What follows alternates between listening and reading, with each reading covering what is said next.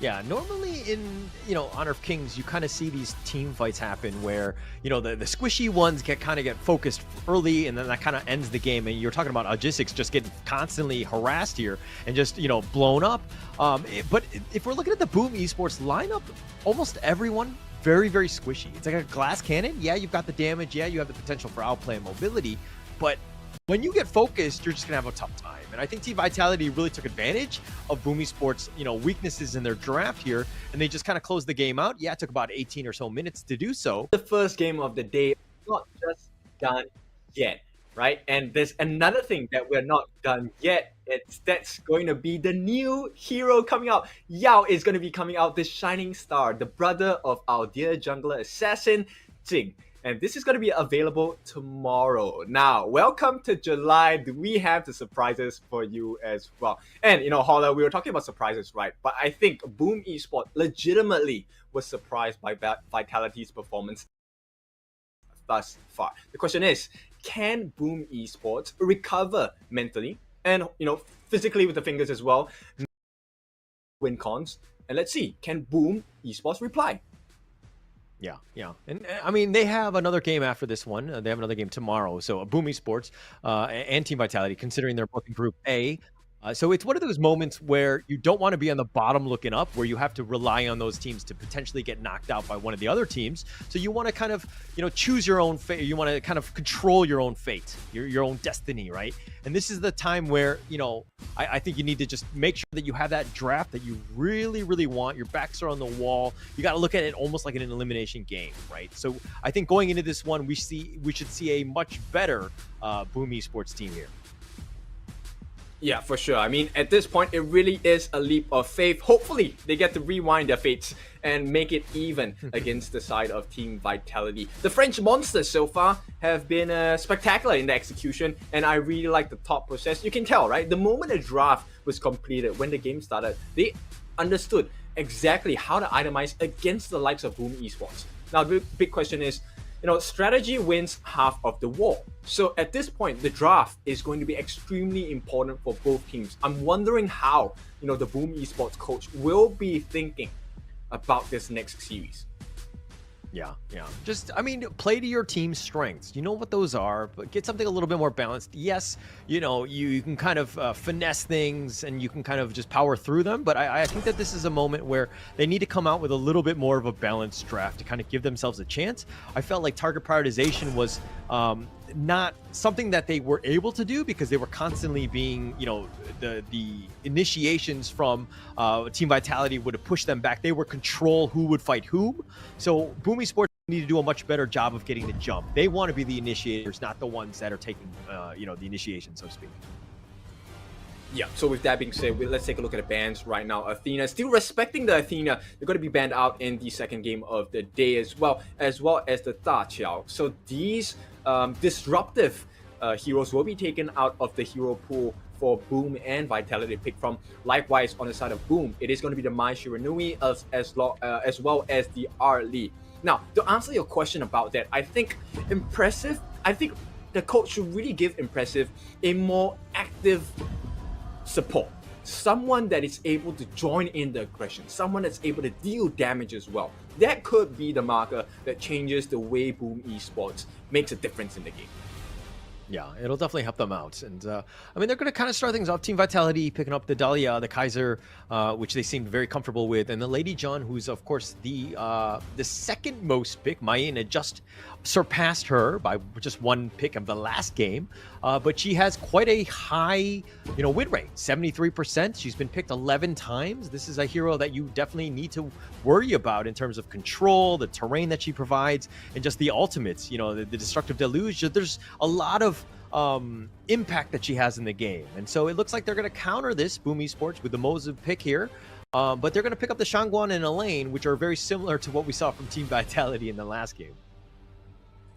Well, my prayers have been answered for Team Boom Esports here, because Mozu going into the roam support position is going to be quite vital, because at this point, Impressive, we know he can be an absolute destruction, a very disruptive player, right, for the opponent team. And when you give him a hero such as Mozu with the Cannon Blast, he literally will blow them out of the water consistently. Now, to make things even more difficult for the side of Team Vitality, I like the fact that they picked the Shangguang once again. Now, in the laning phase, Shangguang against Lady Chen, it really comes down to a skill matchup, right? Can he avoid the flowing side coming out from the Lady Chen? And if he can actually turn it around and use his full combination to go into the finishing stroke. Lady Chen does not do well against Shangguang's finishing stroke. Yes, there is a potential for outplay with the Ocean of Tear passive, but it's pretty hard to do when you are constantly being pressured. Now, there's a lot of iframes that are coming out as well. So Shangguang with the finishing stroke, with Elaine with the Death at Sunset as well. So I like the way that Boom Esports are thinking. There's a lot of reversal in the team fight situations. The question is, what else does Vitality have in the book? Because they've taken out the two main farm lanes that we have seen Boom Esports play, which is the Demon Tier along with the Lady Stuen.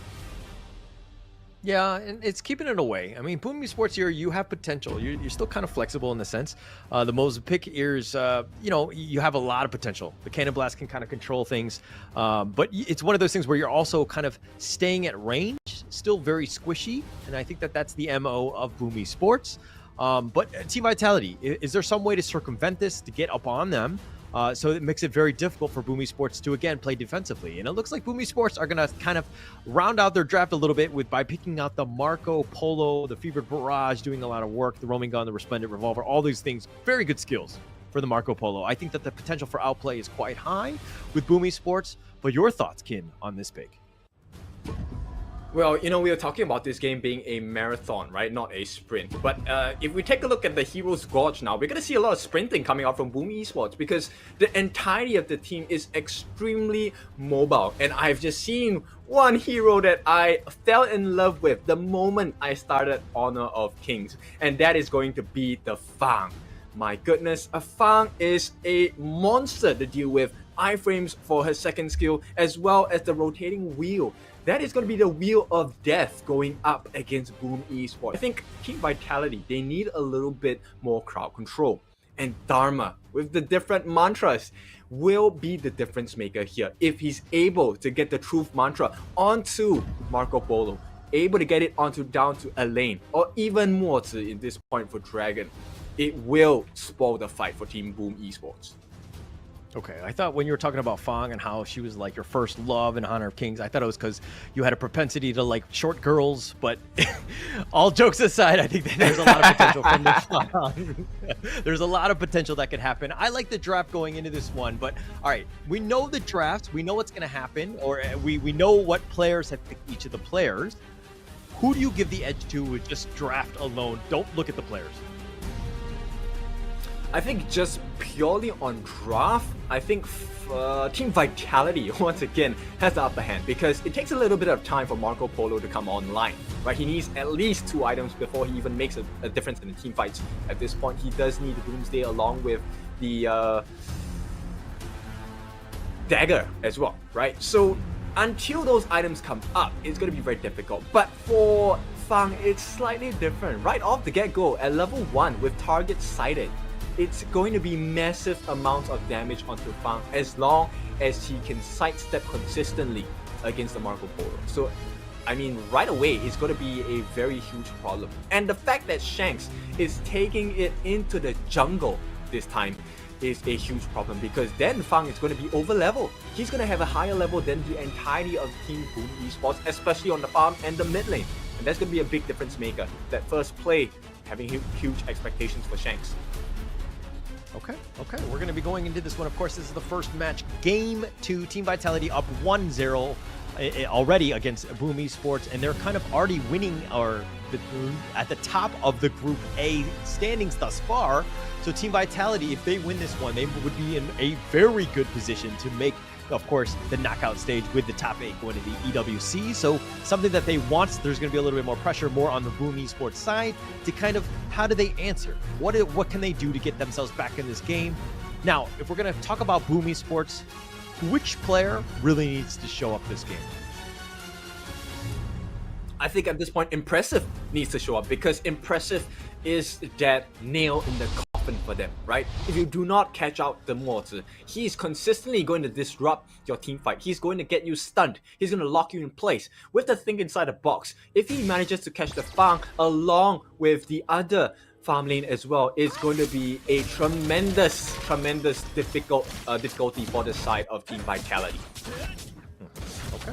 All right, looks like Boomy Sports are going to focus a little bit more in the Clash lane, sending Impressive to make the long trek up there. Now, Team Vitality are looking to just kind of invade, steal, take the space that's given to them by Team Vitality or by Boomy Sports, and they'll take this one on. But, different from the last game where Boomy Sports are kind of, Miggy was kind of by himself going up against Nighty and CT Boy in the top lane. But they've kind of changed things around. So the strategy changes have been made. Like the call is going to be there. Is that the smart play? Oh, for sure, because at this point, right, it's really difficult to play against Shanks in the farm lane. I don't think Impressive will be able to help to get the kill on Toshi. Like I mentioned, his damage output isn't high enough to secure the kill unless Shanks makes a very huge mistake. So why not make it more efficient in a sense where we can stifle the growth of the Clash lane, which can then jump down and help out the Marco to even out the odds as well. Now, talking about Marco Polo, there's a couple of things you need to pay attention to. Marco Polo's combination is usually his first skill ultimate into second skill, and this is going to be the Resplendent Revolver going into the Fevered Barrage, finally ending things off with the roaming gun to get out of the situation safely as well. Now, a couple of things, sometimes with regards to the spells, you could take up the stun to complement your ultimates as well, but right off the bat, CT Boy already pushing Impressive away. Yeah, if we're looking at the some of the basic skills that they have, the Frenzy one, I mean, this is just one that's been picked up by Dragon, increases damage by about 10%, resistances by 15, physical lifesteal by 20, magical lifesteal by 30% for 7 seconds. It could be a game changer if used properly in a team fight. So something to take note of from Dragon when he kind of launches that out into a hopefully a 5-man team team fight. So I think the potential is there, but now let's talk a little bit more about, what this lead means for Team Vitality. They're up about 0.5k. They're focusing more in the bottom lane, trying to get, again, Shanks as much farm as possible. But, is this anything kind of stick out to you? Like, is Team Vitality doing the right strat here?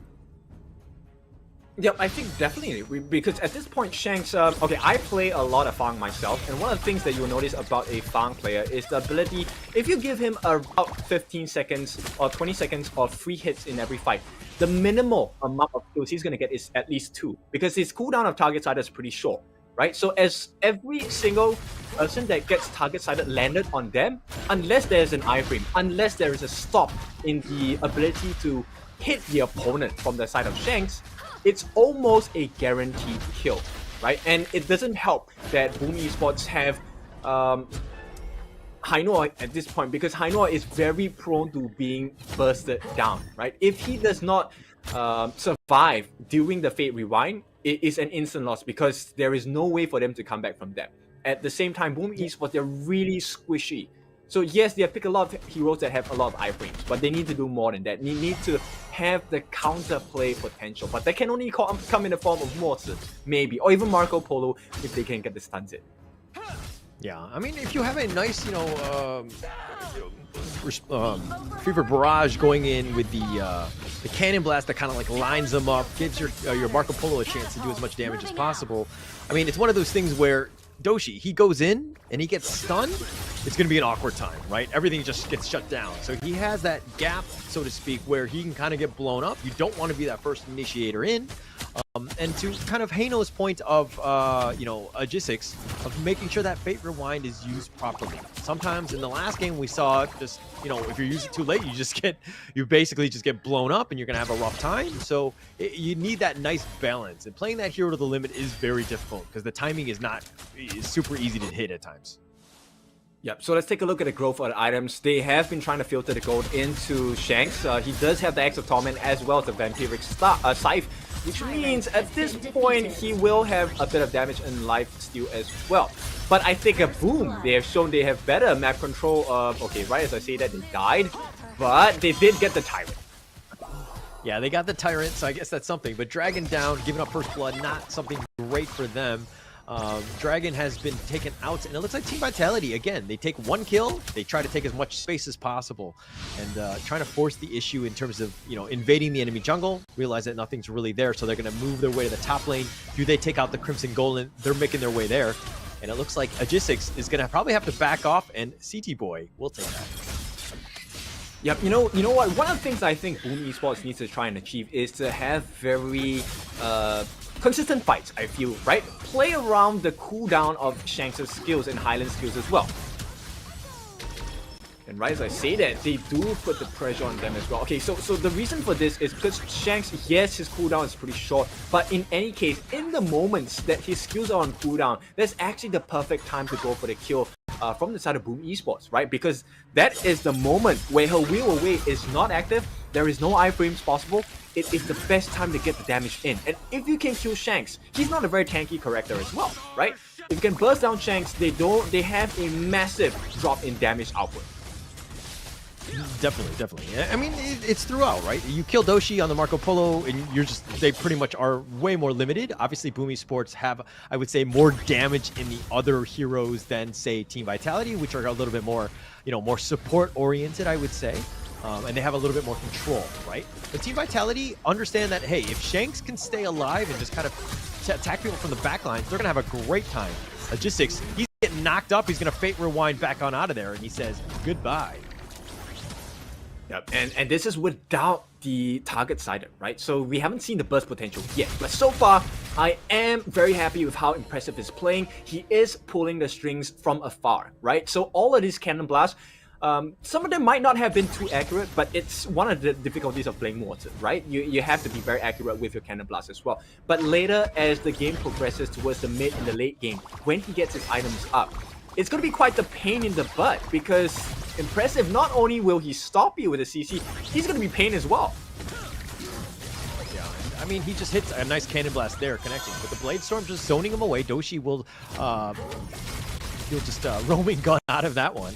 And it looks like they're just going to continue to farm as much as possible. CT Boy has now joined the fray. The Resplendent Revolver will welcome him into this side of the map. But again, it's all about the map control, taking out as much farm as possible, especially from the enemy jungle.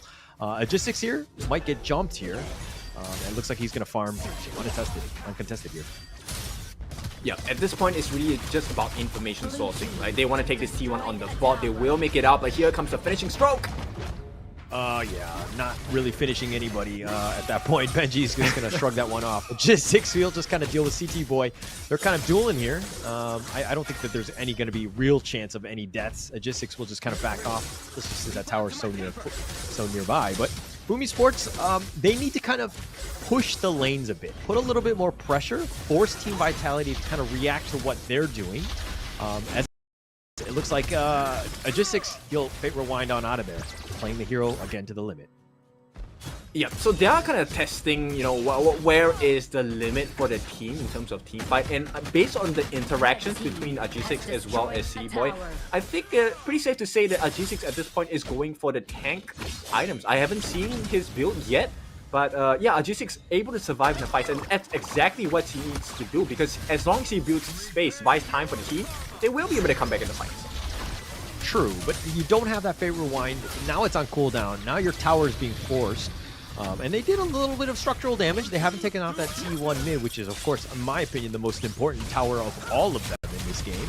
But, again, Boom Esports is still on the defensive. They're down about 2K. They're finding it difficult to just find any sort of farm. I think that level-wise, Aegis and CT Boy still at top of the game, but Shanks, level 12. That's something to kind of take a note of. Yeah, exactly. I mean, that was the whole game plan, right? We need this farm to really just get up to scratch, and at this point, the Zero Golem going to be threatened again. I don't think they want to risk anything at this point, because neutral objectives are up. Oh, hang on. Oh, they're chasing. They're going for the finishing stroke on a CT Boy, who will tank most of this one. Benji getting a little bit low. Does need to be careful. But CT Boy with the Invincible Warrior, he's going to take most of this one. Aegis going in for this one. He's been knocked up. Is he able to Fate Rewind on out of this one? Yes, he will. He gets on out of there. And again, playing it to the limit. That was like a Marvel movie. Everybody fighting. Again, no one died. Yeah, but now you start to see the perks of Boom Esports' draft and the way they have itemized. Now you fully see the capabilities of our Filipinas here. because right now, because of the tankiness of G6, he's buying time for the team. Sure, they can give this Tyrant away. Ideally, they don't want to, but they will. They have to. But they are buying time for the rest of the team. And as time goes on, Boom Esports will have more and more damage. But I mean, speaking of damage, oh, Dragon, he gets knocked down. Looks like a G6, he's in the front of this one. The Resplendent Revolver doing a decent amount of work.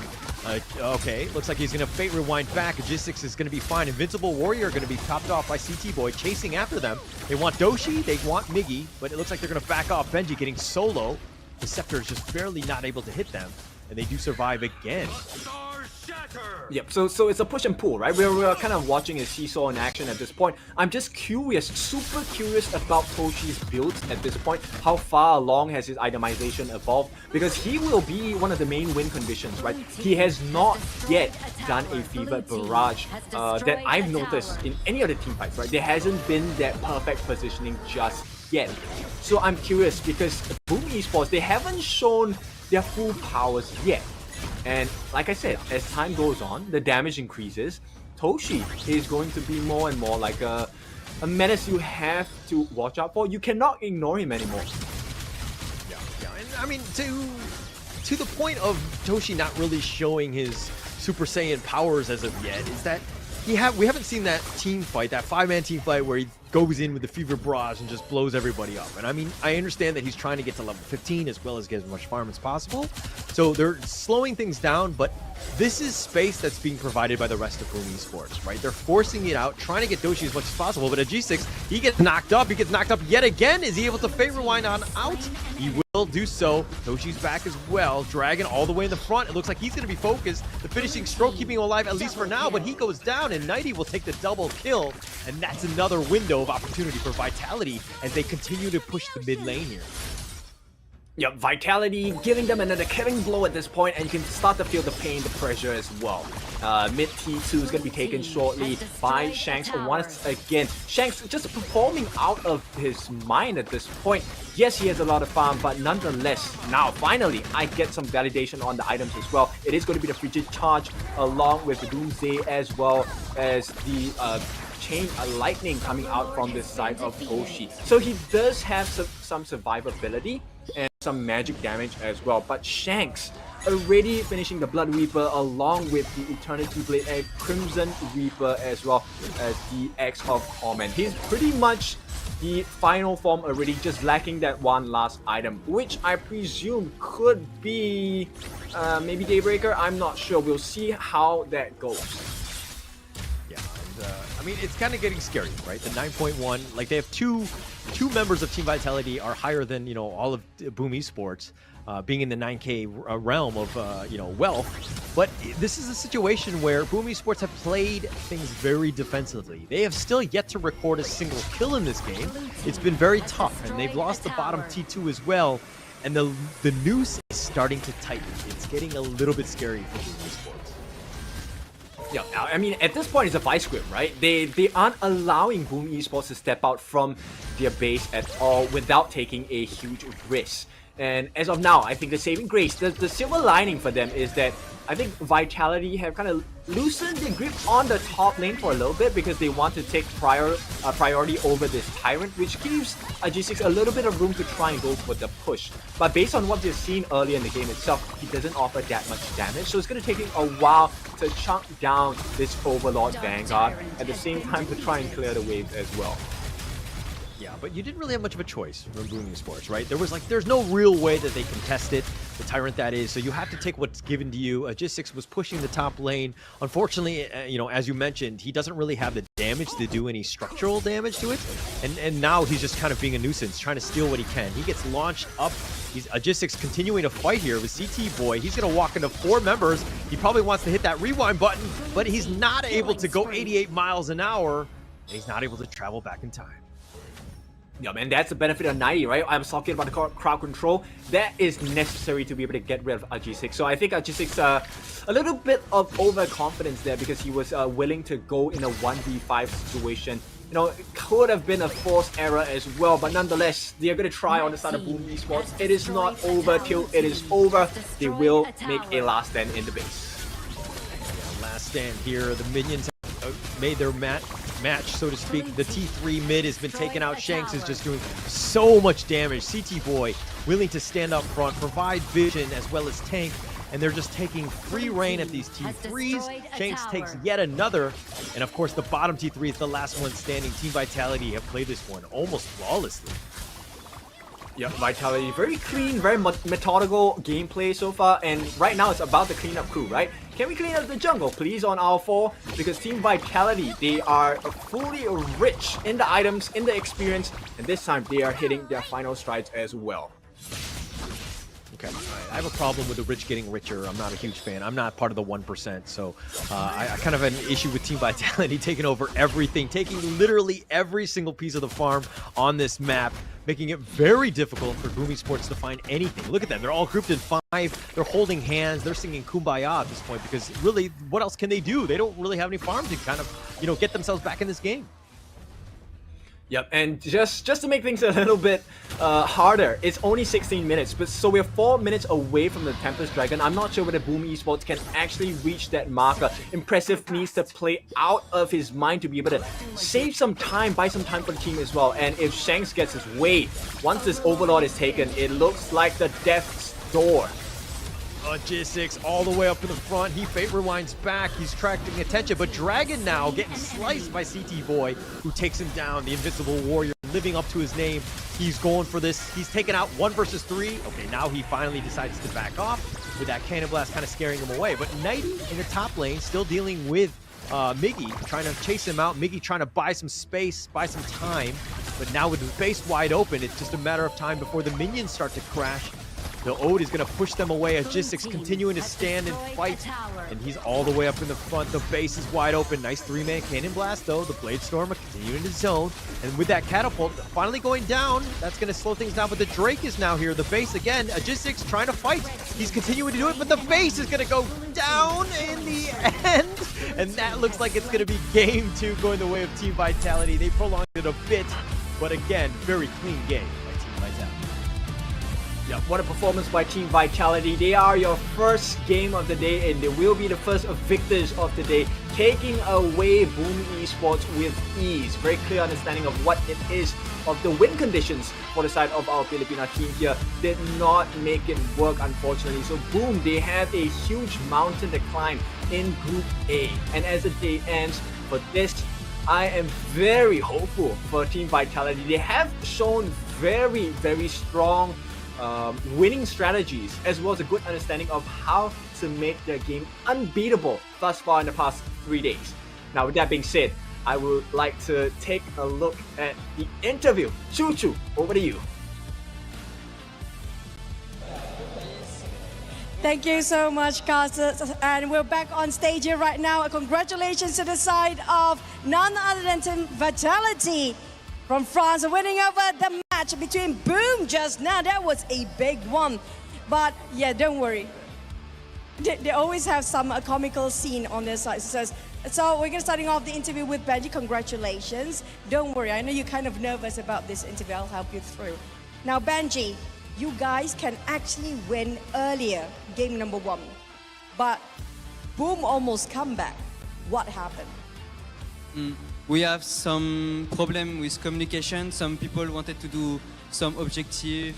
Some people wanted to invade. So it was miscommunication. So yeah, just it happened. But anyway, we win at least. Yeah, I think you definitely win that one. Almost. But who want to do this and who want to do that? I don't know. Just everyone wanted to do something different you know? things. Yeah. So yeah, but we could play way better this game. Okay, interesting. Yeah, I agree. When it comes to the first game, you can actually do it a bit cleaner, but you still win. That's what really matters. Also, when it comes to Tyrant, I noticed that you always let Boom take the first Tyrant. Can we know why? Or anybody else want to answer? No, Highland, not today. Today is going to be a Highland, the English version Highland. There you go. Highland, why do you guys always let Boom take the first Tyrant? Why do you guys always let Boom take the first Tyrant? Because we sing give them one, because in the first one we can give them, but the before one they can't get it. So you guys don't want to take the first tyrant? It's because they have early composition, and we wanted to play around the top side, so we let them the first one. Like it was not good to contest it. It's not favorable for you guys. I understand. Sometimes you let them some, you take more than they do afterwards. I agree. But also speaking of the first, right? Both games, you guys ban out Athena. Yeah. You guys always ban out Athena. Why? It's because we saw them play Athena and they are pretty strong with this composition. And I think it's the only composition that they have trained a lot. So we make sure to ban Athena. You see, boom, you ban Athena, it's no problem. But when it comes to the other two, I need these two guys coming out, which are going to be Shanks and City Boy. Come here. You know why? These two, if you put them at the end of the line, they do their own story. They always like poke or something. I don't care, between you two. Okay, City Boy. I know a story. You actually the captain. But you don't want people to know you captain. Why? 你是队长，但是你不要别的知道你是队长，为什么呢？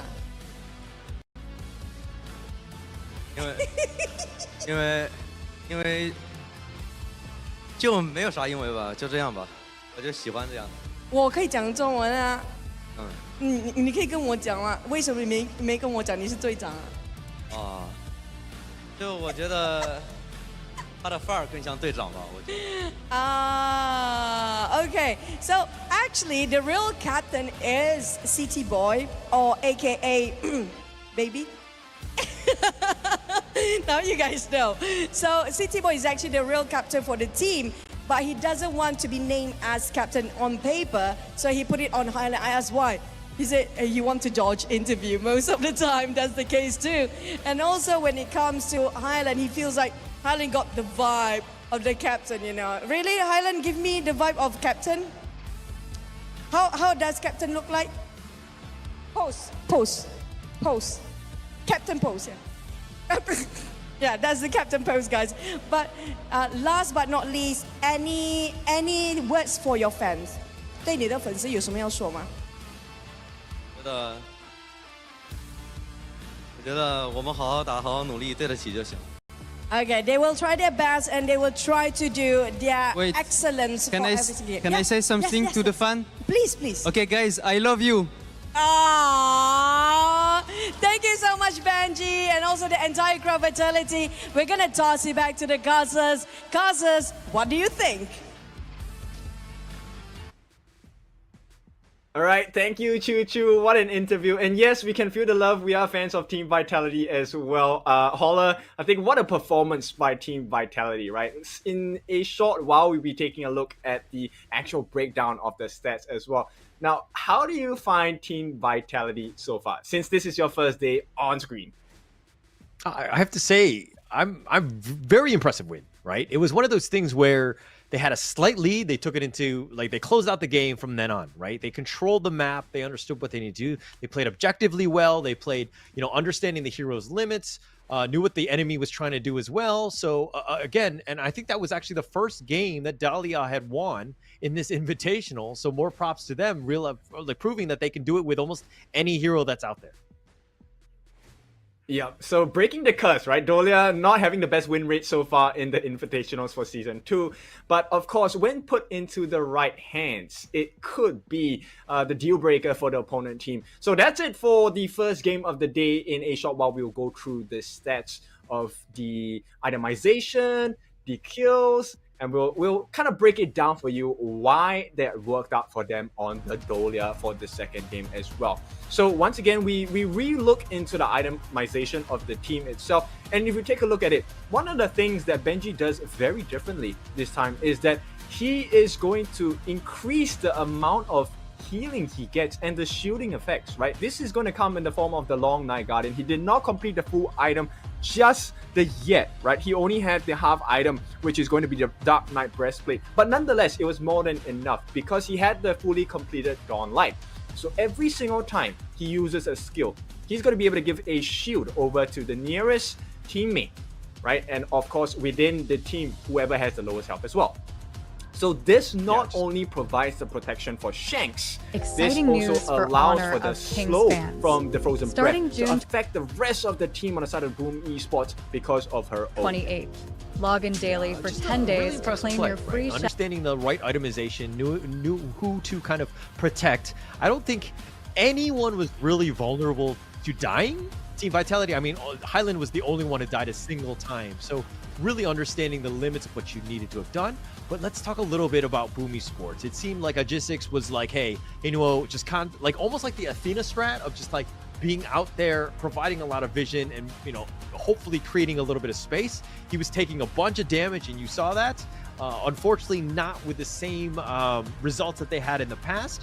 But that is a lot of damage taken by Boom Esports right there, constantly just being forced into any sort of action that Team Vitality were taking. Game of the day being a Vitality. And this is where disruption matters, right? So actually, Team Vitality, they took Boom Esports memo and turned it on from CT themselves, which is, I'm just going to disrupt your farm, I'm going to disrupt your jungle, I'm going to disrupt every single thing. So Toshi and Impressive were busy trying to get their farm up. They're trying to get the gold in their pockets as well. And in the meantime, there was nobody to support Agistix. He was doing the greatest things, soaking in the damage, able to deal a little bit more damage in comparison to the rest of the team, but there was no follow-up. And there is no fault of Agistix or for the team. It's just the way Vitality played. They outskilled them everywhere across the map. And if you take a look at the team fight rate, Agistix and Dragon were constantly engaged in the fights. There was no room for growth. And once you see the graph, it's very clear.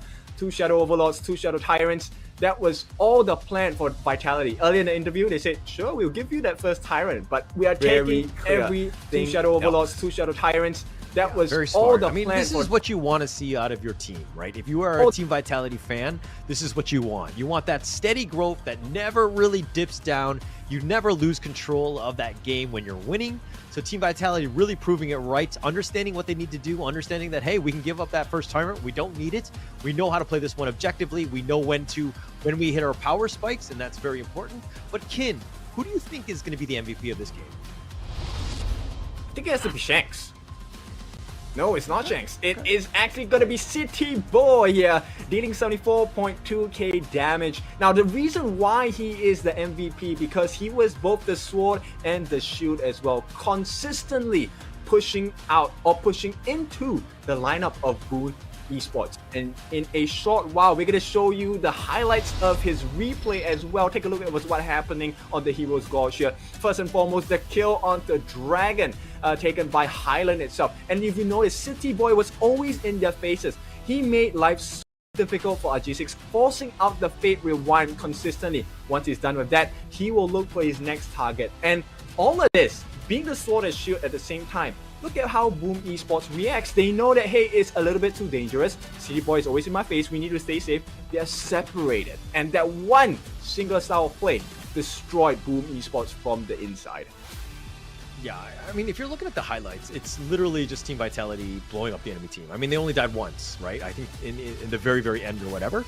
But this is one of those things where if you look at all of the team fights that they had a numbers advantage. They were never taking a fight 3-on-3 or whatever.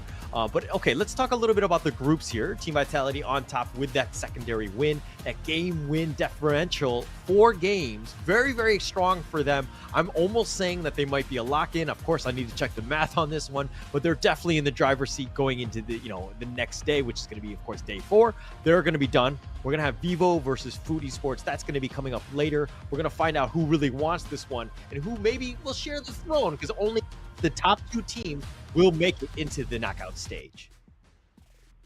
Yeah, VKS, of course, in a better position compared to Foot Esports because they have already taken 1 win from the past 3 days already, right? But here we are looking for some help as well. So VKS, they need some help to win the next game.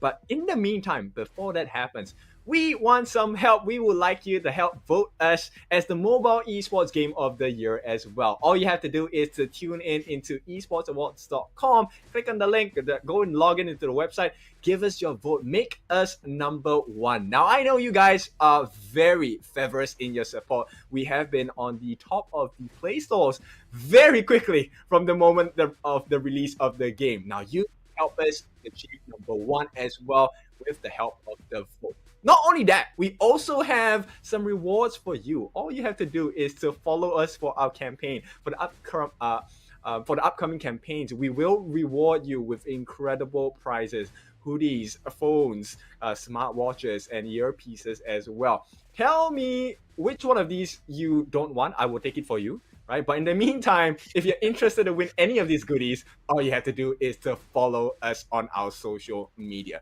Right? Of course, this is not a chance for everyone. It is a chance to win the prize, not a guarantee. But if you don't take a chance, you never have the shot. So follow away. Yeah, follow away. Make sure you do. And if you do win out, again, if you don't want to give it to Kin, you can give it to myself as well. So we're happy to take it off your hands. And we're going to be going in this one. But again, I think a big shout out to Team Vitality for moving on. I think it was very impressive. It's great to see good high-level play, HOK play.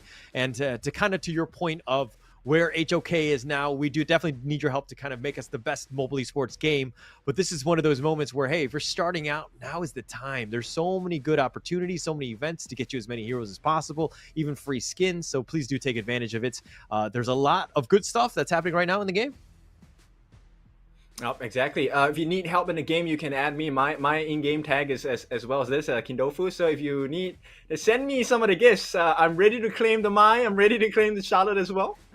But now, the more important one. If you thought that the game was very tense just now, I assure you this next one is going to have an even higher level of tension. It's going to be Isurus going up against Kagendra. This is a fate decider of a match because this will decide which one of them will join their counterparts in the EWC.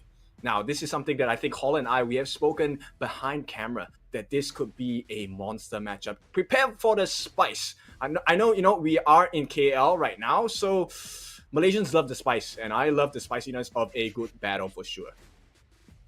Yeah, for sure. I mean, this is the last game. Winner moves on. Loser, sorry, but you're going home, unfortunately. So there's going to be a lot of pressure going into that one. We're going to be going into that one. I think that we'll talk a little bit more about predictions and to do a deeper dive as we get into that series. But again, I think that there's a lot of pressure on this one. There's going to be this one as well as I believe it's the fourth match where two teams are going to go home.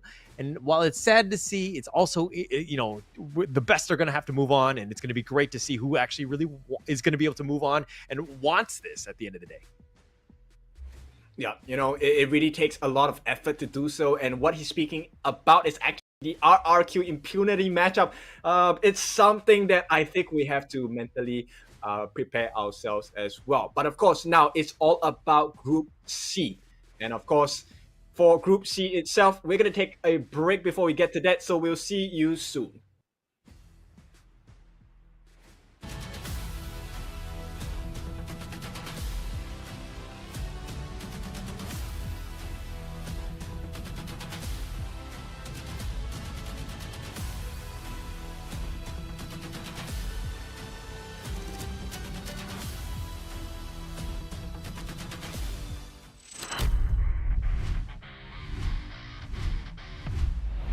Welcome to day number 2 on our Invitational 2024 season. Our group is 4 teams. I think they're strong, but I think we're stronger. We did some mistakes, but we will work on it and be better. One small mistake leads us to defeat. We can win every team if we play our draft and if we don't do mistakes. 40 teams, let's do our best and we will see you there.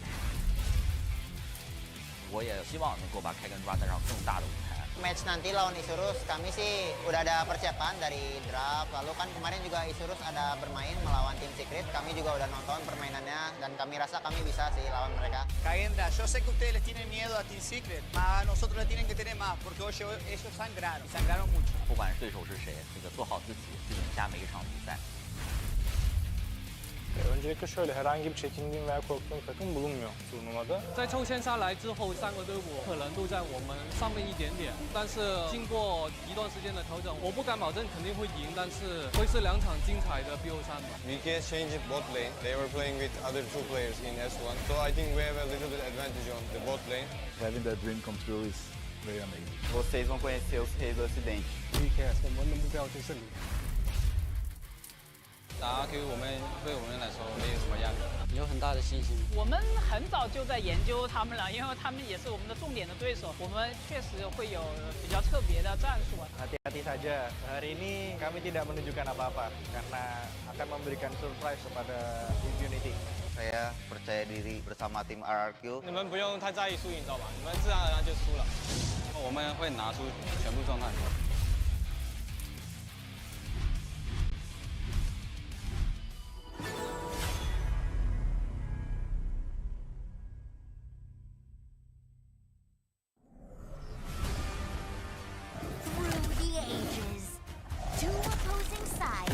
Fiercely battled for a power that granted them life, but cursed them with ruin. Wait! Oh, no, this story is too cliche. Maybe we can find inspiration from other stories. Hey, that might work. Got it.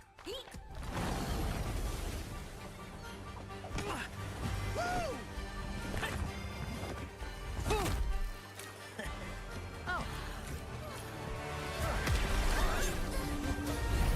This story is adventurous, but lacks excitement. How about this one?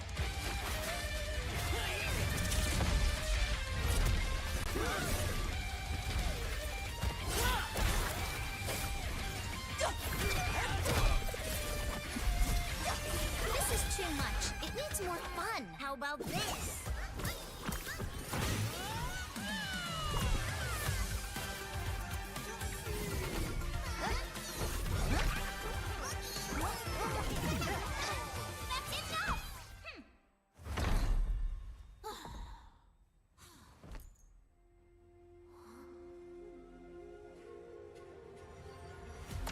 Like the thrust of a spear in battle. No one can tell my story but me! I'm born to stay, ayy. This is my chest and my bonus play. Can't be late, won't hesitate. What do you say? Grace to find my face, scars to find my skin. I can't convince them, keep please, I'm illicit, I'm the one.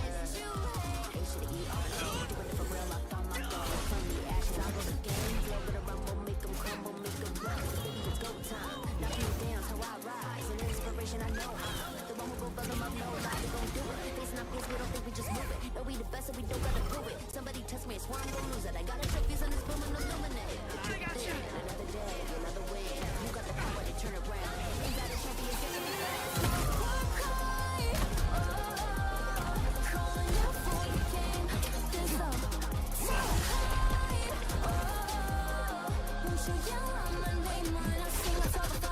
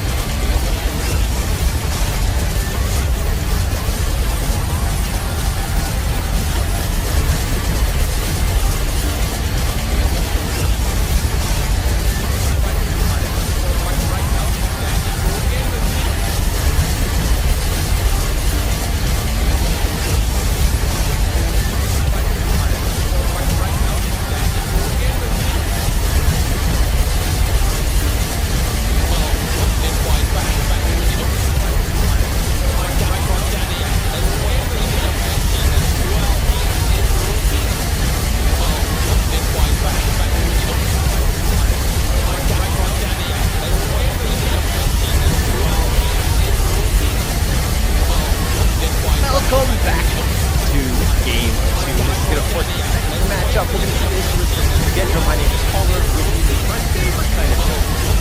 Welcome back to game 2. This is going to force all the matchup. We're going to do again. My name is Paula. One of your favorite kind of show. Welcome back to game 2. This is going to force all the matchup. My name is Paula. One of your favorite kind of show. Welcome back to game 2. All the matchup. My name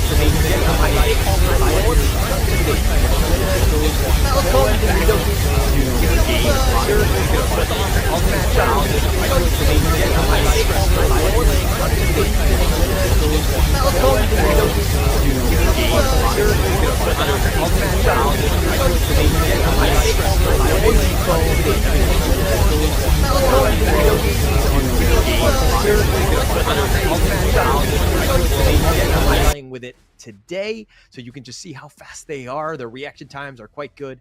So again, please do give them a shout out. That's right. And not only that, we are also very proud to announce our esports partner, and that's going to be the Esports World Cup. Now, we're going to have our top 8 teams move ahead to the Esports World Cup that's happening at the end of July as well. So really excited to see their performance today, because those are a glimpse into the future of what the games will be like at the Esports World Cup over in Saudi Arabia, Riyadh, the kingdom.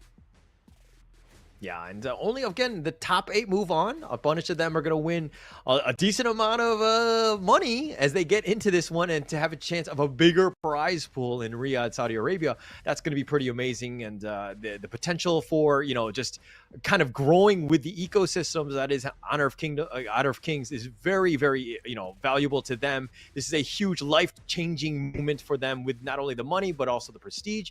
Being a champion and being able to move on is going to be great. But again, let's go back to match 2. Isurus versus Kagendra here. Both of these teams need this win. Winner moves on. But your thoughts against, the Argentinian squad or the Indonesian squad, who do you like, Kid? I'm gonna base my answer based off of the interviews earlier that we saw just now. So I think Isurus, they did mention that they have strategies for Kagendra, right? And these are the people that will execute that strategy from Isurus, represented by Master, Ezreal, Mengeche, Win RJ, and Capox Saber. Now, they have given us a glimpse of their confidence. Now, it's time to back up the words and put it into action and put it into results. Isurus, I do have high expectations of their confidence. Once again, they've been put up against back up the words and put it into action, so they couldn't pull out the best Isurus, I do have high expectations of their confidence. Once again, they've been put up against back up the words you have that action, so they couldn't pull out the best Isurus, I do have high expectations of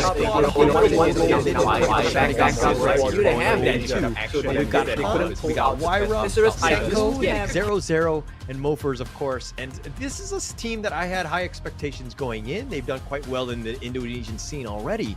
But are they ready for the global grand stage that is the Esports World Cup? Of course, I'm getting ahead of myself we have the Season 2 Invitationals ahead. They do need to win out to even have a chance. But are they ready for the global this is grand be one stage? Where, there's a lot of pressure at stake. I think that they all need to kind of step up. I haven't seen, it's going to be interesting going up against, Isurus in the sense of who really wants it at the end of the day. Yeah, I think, it's pretty clear both teams want it, but like you said, it's who wants it more, right, at this point. And as it stands now, I think we are evenly matched in both of their wants. Now it's really to put the action, right? And to win the first half of the battle, which is going to come in the drafting phase for the banner and pick. Now, we've already seen a couple of the picks from the day before. I'm very curious as to this time, how are they going to put themselves a foot forward? Because the last time, for Isurus, they did pick out the Elaine. They have a pretty strong Mai Shiranui as well. And we have already seen Marco Polo in the previous game. And they are one of the teams that have pulled out a Marco Polo. Unfortunately, that result did not go in their favor. And they're one of the few teams that have the willingness to try a different jungle. Luna. Yeah, and Marco Polo picked 3 times, 0% win rate. So there have been a couple of these heroes that just have not done well on this stage thus far. But again, I think the Marco Polo, you have to play almost like a perfect game. It has so much potential to do damage. I think it's still one of the top top farm laners that you can get, and then that's kind of why the team synergy has great to kind of help support Marco Polo to get to that level where, again, getting something in the win column would be huge at this stage. Yeah, exactly. And now if you take a look at Kagendra itself, I think Kagendra have proven themselves that they are a team that you need to watch out for. But I'm really curious as to see if they can actually put an even stronger performance today. Yeah, for sure. I mean, this is the time, right? Like, let's be honest. This game 1, you need to look at this as, we got to stop messing around. We got to put our best foot forward. I want, if you're going in a heavyweight fight, you want to be the first guy that really lands that first punch. You do not want to take that punch and be like, oh crap, now I need to kind of get myself back in this best of 3 in some fashion. And so you got to put yourself in a good position, right? And so you want to come out strong, kind of like what we just saw in the last series, where Team Vitality won that first game and they kind of just took over the game, and that's kind of what you want to do in this one as well. Game 1 needs to be very important. Yeah, and they are not the only teams on the side of Isurus that have very unorthodox picks into the jungle compared to what we have seen today.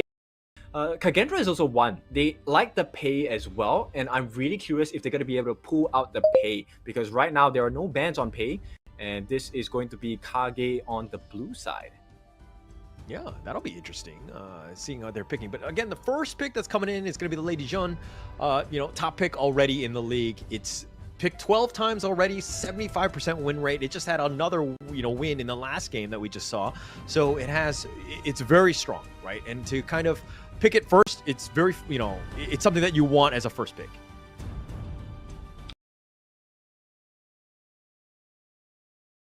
Oh, for sure, but that's going to be instantly countered here. The Lianpo are going to come in with the D-Rens here as well. So there's good tank ability. More importantly, it's about the CC immunity that Lianpo offers, and that's good. That could be quite hard to deal with for Lady Jun.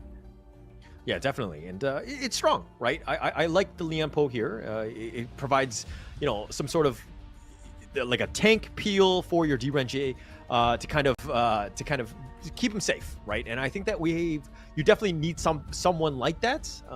The Zhang Fei is another one that kind of sticks out to me, but Lianpo can do it as well. So a lot of potential here. But the counter pick to that, the Elaine and the Kaiser, we saw Team Vitality pick both of these. Actually, Boomy Sports picked them as well, to less success, so to speak. But it's a very strong combination. What are your thoughts on that, Kin?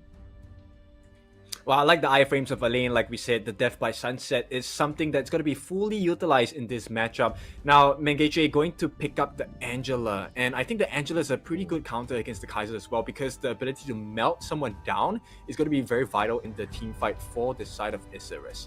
Now, you're talking about the strength of Kage. What do you think Kage should pull out next? Kage, again, look, I love the Zhang Fei. Unless you prove me wrong, or because you need somebody who's kind of up in front, kind of keeping everybody alive. You want to keep that Lady Jun kind of safe in the back lines, right? So I think that it is something that I would want to do, at least for my team. Oh, interestingly, they're going to ban out the Marco Polo. And you know what? That leaves the doors open for an Arlie, right?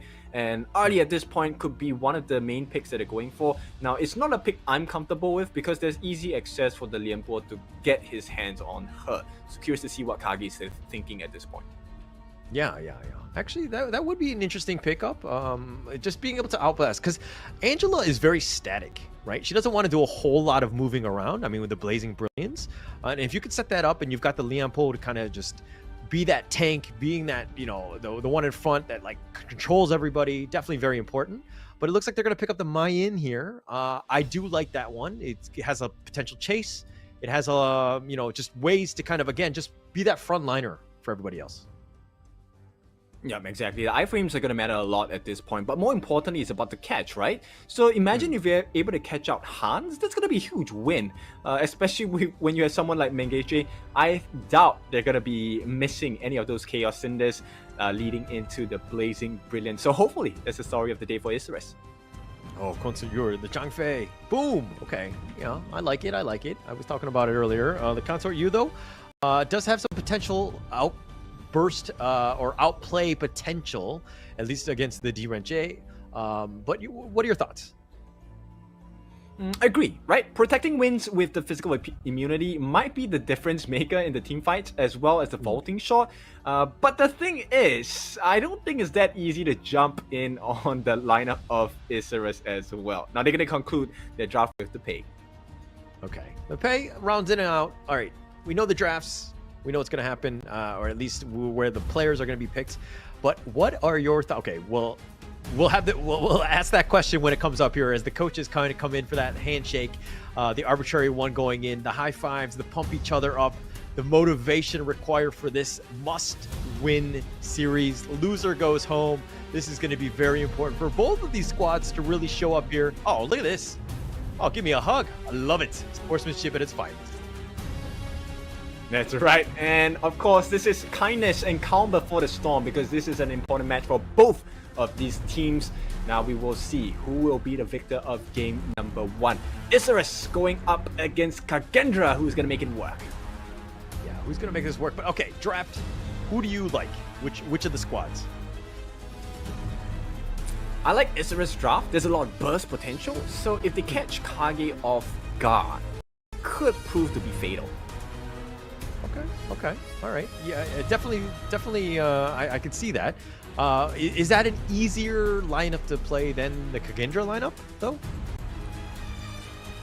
I think you have to be very mindful about your placements of your skills, especially for Senko, right? Not as easy when you're playing against someone like Pei or D-Renche, who has a little bit more mobility. Yeah. Okay. All right, so we're going to go into this one. This is, of course, the second match of the day. Game 1, Isurus versus Kagendra. And it looks like, Isurus are going to kind of just force the top lane a little bit, make things a little bit difficult for Hans in that top lane with the Elaine. Yeah, Mengeche actually one of the fastest wave clears with Angela, one of the most basic heroes, right? So I expect faster rotations coming out from Isurus. Yeah. And I think that's what you kind of want. You have a lot of potential here, but Isurus, again, just kind of taking out the enemy jungle. Mengeche taking it out with the Angela. You have so much burst potential. Like, the wave clear is just on point, and she's already back in the mid lane. She didn't lose anything. Yeah, the speed is the name of the game here for Isurus, and it looks like it's working out so far. And if you take a look at the lanes, I think the difference maker will probably be in the Clash lane, because that first rotation might spell death for the Ma Yin on top. No, for Hans on the lane on the top. All right, but it looks like Kagendra, Waira right here, continuing to farm, pushing out the lane as quickly as possible, making things a little bit difficult. But Mengeche, it's like on the Angela, if your positioning is good, like, you can almost stay in the lane indefinitely, right? It's like you have you have so much magic burst potential that it's like, it makes it somewhat easier, I would say. Your thoughts? Well, it makes the difference when you have the map control, right? Then you can force them in the corner. It makes things easier for Mengeche. Okay. All right. Waira continuing to just farm his own jungle. Okay. Let's talk a little bit about the farm lane here. The D-Renche versus the Consort Yu. How about you walk us through some of these, this skill, this tooltip, so to speak, Kin? Yep, so if you have experienced Consort Yu before, skill 2, which is the protecting wing, is going to be very difficult to deal with because it makes her immune to physical damage. At the same time, with the Oak Bulk for her skill 1, that will be used to kind of wear down the opponent, your heal. And of course, finally your ultimate, which is going to be a vaulting shot, will be responsible for you to get those stuns and kills as well. Yeah, it'll make it tough. But, 0-0 here, getting a little bit low. I mean, ISG kind of forcing the issue in the bottom lane, putting a lot of pressure on, and Consort U 0-0 has to recall back already. That seems to be a bit of an issue for him. Well, all props to Mengeche, right? It's all about that chaos in this, along with the Blazing Embers as well. Yeah, putting a lot of pressure on. Again, just the Scorching Barrages. Look how fast it clears. It takes 2 members of Kagendra to kind of deal with this, but okay, now let's talk a little bit more about this top lane. Hans versus Mooster. Your thoughts about that top lane, the Mayan against the Elaine? Well, they have the Nettle Gauntlet, so I think the Elaine going for a little bit more defensive measures, and meantime, Master actually going for the Meteor first, so he's looking for the Armor Pierce. So once again, it's a battle of sword and shield, right? So who is going to make the first mistake of mispositioning themselves so that the other Clash League will actually get the advantage and get the kill? Okay, it looks like they're going to go for the top lane. The Meteor kill does knock out Moosters, but he's fighting 1 versus 2. He has Death and Sunset. He's turning this around, and Mengeche has to run away, and Hans is like, okay, you want to come at me? Let's go. And he actually scares both of them. Not only that, yeah, bot lane also having an aggression coming up for both sides. Forcing it out. The Tyrants, the Overlord, both of them be taken at the same time. Hans, it looks like Movers will take the Tyrants, and it looks like Ezreal will take the Overlord, but it looks like Hans had overstepped, and Mooster will take First Blood. Not great for Kagendra here. Yeah, Ezreal actually taking the First Blood, and as well secures the victory. A first step forward for the side of Isurus, and this is a good start to the game for our Argentinian boys here. Yeah, they're doing well. That's what you want if we're going to go back into the bottom lane. Now, that's where pretty much most of the action is. Mooster has taken out the top T1, did it very quickly, as a lot of pressure has been kind of, or the rotations from Kagendra have been more in the bottom lane, trying to prioritize farm for 0-0 as much as possible. Well, Holla, we're going to expect a very quick change of pace here from Isurus, because now that they have the neutral objectives and a slight gold lead. Actually, no, it's not even slight, it's 2,000 gold ahead. This is where they're going to ramp up the speed, and they will try to take more objectives, more kills. Oh, the burst ram, Magma Slam Movers. He'll just take this one up, doesn't really care. He's got the Leaping Savior, so, but Mengeche, he pops out of the bushes, and he says, surprise, and throws out the Blazing Brilliance, and he just kind of back off. But this strike is going to push the bottom T1. And yeah, Magma Slam again. And again, just a little bit of a standoff in the bottom lane. Yep, they're actually nullifying 0-0's protecting wins here. They don't even want to allow them to feel safe. Every time Mengeche shows up, it's constant fear in the eyes of Kage. Yeah, Death at Sunset going to be expended by Hans. He's going to be pushed away, just trying to force it out. But Wyra taking the Azure Golem, he needs that. So they'll give him a little bit of space. But in the jungle, are they going to be able to take that one away? I'm not sure if Israel or who took that one at the end of the... Oh, it looks like Wyra does get it in the end. Red team. Yep, even trade so far, but mid lane maybe a potential pincer coming in if we take a look at the rotations of Isurus. Yeah, Loopers, Capox making his way. He's going to provide a lot of vision. They've already taken the bottom as well as the top T1.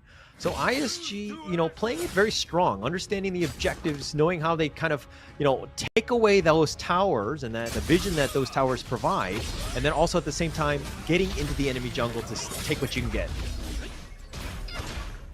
So far, a lot of pressure being built up by Isurus here. It's going to be momentarily stifled by Senko at this point, so it's still damage limitation for Kage at this point. Limited at this point, but you need to take this Crimson Golem. You need to get your buffs. You got to own your own jungle, right? But being down about 3k, this is not a great situation for Kagendra. But it looks like they're going to go for this. The Unbridled Outburst pushing Ezreal back. The Blazing Brilliance on top. And it looks like they do end up killing Ezreal. They do have the damage. The Magma Slam, the Tremor Smash from Capox pushing him away. Mooster runs away, and it looks like Kagendra have found a bit of an opening as they're going to force down this T1 mid.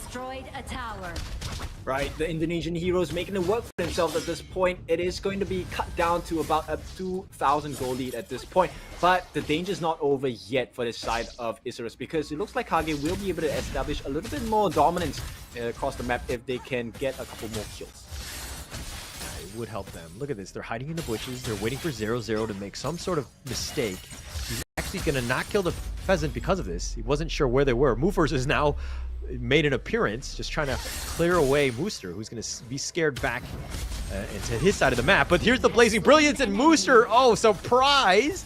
And that was with the Fog of War hiding in the bushes. You got to check all the bushes. You can't face check them like that. And Menguche, he's going to flash over the wall. He's going to be fine. Menguche as well, and WinRJ gets another kill, and this is a perfect start here to the mid-game entry point for Isurus as they make a big deal for themselves in the tier 2 top lane as well. They're gonna pick this one. Easily done. Blazing Brilliance pushes 0-0 back, and he's had a hard time. Concert Yu again wants that farm, has a potential to outplay the enemy farm laner in the DRNJ, but it looks like they're going to go for the Unbridled Outburst. They do have him. He dashes over the wall. The Leaping Savior over goes for Mooster, but he whatevers over the wall, and he's fine. Yeah, and it's difficult, right? So at this point, Kage, they're still looking for the entry point, opening start to the fight, because they need a little bit more time before they can deal that massive damage that we're expecting out of 0-0. In the meantime, Tyrant going to be threatened by the side of Isurus. It's about half life. And sometimes they're disappearing because we're playing with the Fog of War. It's a little difficult, but the Tremor Smash goes in. Wyra's down for the count, but they did get the Tyrants. Israel will take that one, but Menguche finally dies. That's his first of the day. And the flowing, it looks like they're going to just kind of bounce that Flowing Sai around. The Ocean of Tears just kind of providing a little bit of space for their retreat. Yep, and it's not just that, it's the jungle being threatened as well. At this point, Azrael looking for a potential kill here. This is the benefit of the Pei, right? Pei able to deal massive amounts of burst damage, but that comes with a cap as well. So Isurus, they are on a timer. I think Kage, as long as they last the game, they should be able to do it. Take a look at the itemization that they have so far. Consort Yu already has the Eternity Blade, Crimson Reaper building into the Blood Reaper as well. I mean, this is an 8k net worth lead. I mean, some of the positional ones, I wish we could show that screen again, but there was like a 2k net worth lead in the positions alone. They've been doing quite well, ISG that is. But now with the Overlord here, looks like Capox will scout this one out. The Blazing Brilliance just landing and doing so much damage onto Wyra. And the Ocean of Tears slows things down, and Kagendra are like, okay, we don't want the Overlord that bad. We're not going to take this one. We're going to back off here. Yeah, actually not ideal, because Senko actually used his Destructive Delusion. At this point, it's not a good fight for the side of Kage to take. Yeah, definitely not there. And, but they're going to back him off. Menguche back with the Blazing Brilliance already. And it looks like they're going to turn this around. Israel will start the Overlord. And it looks like they're going to kind of do as much quickly as possible. And they're going to make their way to the bottom lane to kind of deal with it. They know Kagendra are making, or they're eyeing their prize on this. And they're going to go in for this one. The burst ramp back. They've already gotten the Overlord. Epoch is going to get upward. And the Blazing Brilliance onto Wyra. But everybody's so low from ISG. And it looks like Kagendra don't want any more of this. Yep, smart decision to pull away, right? But at this point, Kage, they need to find something more on the map. They are trailing behind by about 4,000 gold. It's not a very healthy gold difference at this point. They need to get that Chain Lightning buff. They need to get the Tyrant as well. So Kage, I know they're behind, but they need to take some risks. Yeah, you got to take some risks, but it's one of those things where we know that they're going for it. Like, their play is very teleported, right? Like, or sorry, telegraphed. Excuse me. Like, ISG know what's happening. They're like, oh, they're all off the map. Where are they going to be? They're going to be in the Tyrant. So we just need to make sure that we need to contest it, make it a little bit difficult for Kagendra to basically play the game that ISG want them to play. Yep, and ISG doing a lot of work with the vision control. I really love this. You don't really spot a lot of members on the side of Isurus out in the open. And it looks like they're going to take the mid T1. So yeah, it looks like they've kind of gotten that opening. They're going to continue to push into the mid lane. Wyra going in for this. Does need to be careful. There are 4 members. He's going to get bursted and he gets blown up. Moosters will take credit for this, as well as taking the T2. And this is the opening that ISG wanted. Well, they have a chance now. 0-0 is still alive, so Kage can make the defense, but at this point it really comes down. Will they get skill shotted out of the defense? Right here, Chaos Cinder is going to be landed down as well. Oh, there's a nice stun coming in.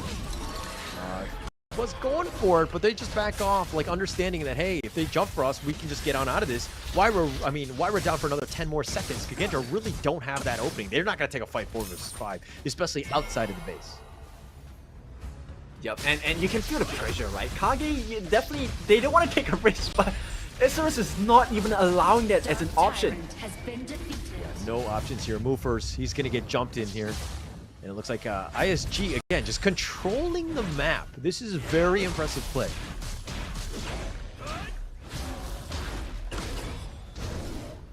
Well, as we take a look at the rest of the map here, it looks like Isurus, they will have a little bit more control. Obviously, the tier 3s are not down yet, right? So at this point, whenever the tier 3s are still up, you still stand a pretty healthy chance of a turnaround. Now it's really up to Kage. Can they get that snipe? Can they get that straggler from the side of Isurus? Yeah, it's going to be tough. I mean, look at ISG are pushing on all fronts here. Boosters, you know, he's all the way in the front and, you know, attracting 3 heroes' attention. And while at the same time, they're pushing from the top lane as well. So ISG putting pressure on all fronts. But where are they weakest? Here's the Tremor Smash. He's going in for the Trevor Slam, excuse me, with the Magma Slam. And it looks like Wyro will eat this one. He uses the Invincible Warrior. So the ultimate is on cooldown. Oh, that's not ideal, right? Because right now, this would be a perfect opportunity for Isurus to pick their fight. Because this is the time where they're out of ultimates for Senko as well as Wyro. It looks like they're going to chase after movers. He's being chased. He's under the tower. He's going to be fine. But again, a lot of this attention is being just kind of pushed in, forcing it out, making it very difficult for Kagendra to do anything at this stage. Yeah, but if you take a look at WinRJ, my goodness, doing so much work with the Sparkforce Dagger, the passive proc, the Chain Lightning, just melting down the health bars of the members on the side of Kage. Really like the hot knife through butter at this point. And the add-on to that, welcome, this is going to be the Shadow Overlord spawning for the side of the top lane. Yeah, this is going to be it. I mean, they don't know where they are. Look at how Kagendra are hidden, right? They don't really see everything. Obviously, the Fog of War playing a bit of an issue. Mover walks in just to see if the Overlord is being started. It has not been. But again, they don't really know where ISG... Okay, now they're being shown in the mid lane. But it's going to be a matter of time before that the Overlord is going to be started here. Yep, and this could be the decider of the match here. Oh, Wyra going in for this. The Unbridled Outburst going to be committed. Oh, nice Tremor Slam. It connects on the 3. The Death at Sunset. They might have gotten a Catbox, and they do. But WinRJ now on the run. Hans continuing to fight, but he's going to be bursted. He's going to be killed. It's 1-for-1 thus far. And in the top lane, the lanes are pushing. This is going to be providing a lot. But now Kagendra, this is the opening that they might have gotten. Yes, it's only Catbox, but this is something. You got to push on, but again, the minions are not there. So Kagendra actually have to back off and wait for the next minion wave. Oh, Mingeji is going to try and delay this Master in the lone in the bush. Oh, pushed out. Yeah, Booster just providing vision. Ezreal. Tiger pounces out. Booster continuing on. Does get the launch up onto Wyra. The Blazing Brilliant is just a little too short. And it looks like Kagendra will back off. They're going to wait for Hans to come back into this one. But Catbox is going to be back as well. And now they're going to just make the rush for the Overlord. Already at half life. Menguchi all the way in the front. Throws out the Scorching Barrage. It looks like Kagendra, are they going to steal it? 0-0 will take this one out. That's a win for them. Kagendra really needed that. They went for the Hail Mary play, and they did get it. So very well played by Kagendra. Yep, they recover, and not only that, they managed to protect the tier 3 as well. Now, this is a swing of momentum. Once again, when the tier 3s are still up, you have a very healthy chance of that turnaround and that comeback. And Kage making it work so far. We are close to the 17-minute mark, 3 minutes away from that Empress Dragon. Oh my gosh, it's going to the distance, so to speak. All they need to do is survive. Kagendra, like, digging in deep. Again, this is what they wanted to have done, right? Making sure that they're trying to just give themselves a chance, right? Yes, they were behind. They're still behind, but they're making action happen. In that top lane, they do need to be careful. They did lose the top T3, but they want something in the return, which is looking to be the bottom T3 with all 5 members. Death at Sunset, they push them away, they scurry them away. They did get the T3. Very smart play. They've committed the Unbridled Outburst as well. Catbox is going to have to just back off. The Blazing Brilliance just pushing them away, and it looks like Kagendra will back off, taking that bottom T3. Yeah, Master making a very good game-saving play there. Now they have to rush back to the base. They will not allow them to recall as well. This is horrible for the side of Kage. Yeah, look at this. Mooster actually had pushed the top. Hans had to recall all the way back in, or back to base, excuse me. Wyra still alive. He does use the Invincible Warrior. Muster, he's looking to just whatever dash out of this one. He pushes Hans, death at sunset, but it's Menguche. He's trying to kill him, trying to force it out. The flash has been committed, and Hans continuing to fight, but he's being bursted. And Menguche says, hello, you want me? I'm going to take you out. Mooster's down for the count as well. So with the 1-for-1 thus far, Kagendra still finding ways to get themselves back in this game. Looks like they're going to take the Tyrant. Yep, now it's all about the wave management. If you take a look at the itemization, fully built onto Pei, there's no entry point for them. This will be the Tyrant for the side of Kage. Yeah, they've taken this one out. It's 18 minutes and 30 seconds. It's a 5K net worth lead for ISG. They're kind of definitely still winning, but it feels very neck and neck. I feel like the next team fight might be a coin flip, and if Kagendra can come out of the winners of that one, ISG fans, you got something to be worried about.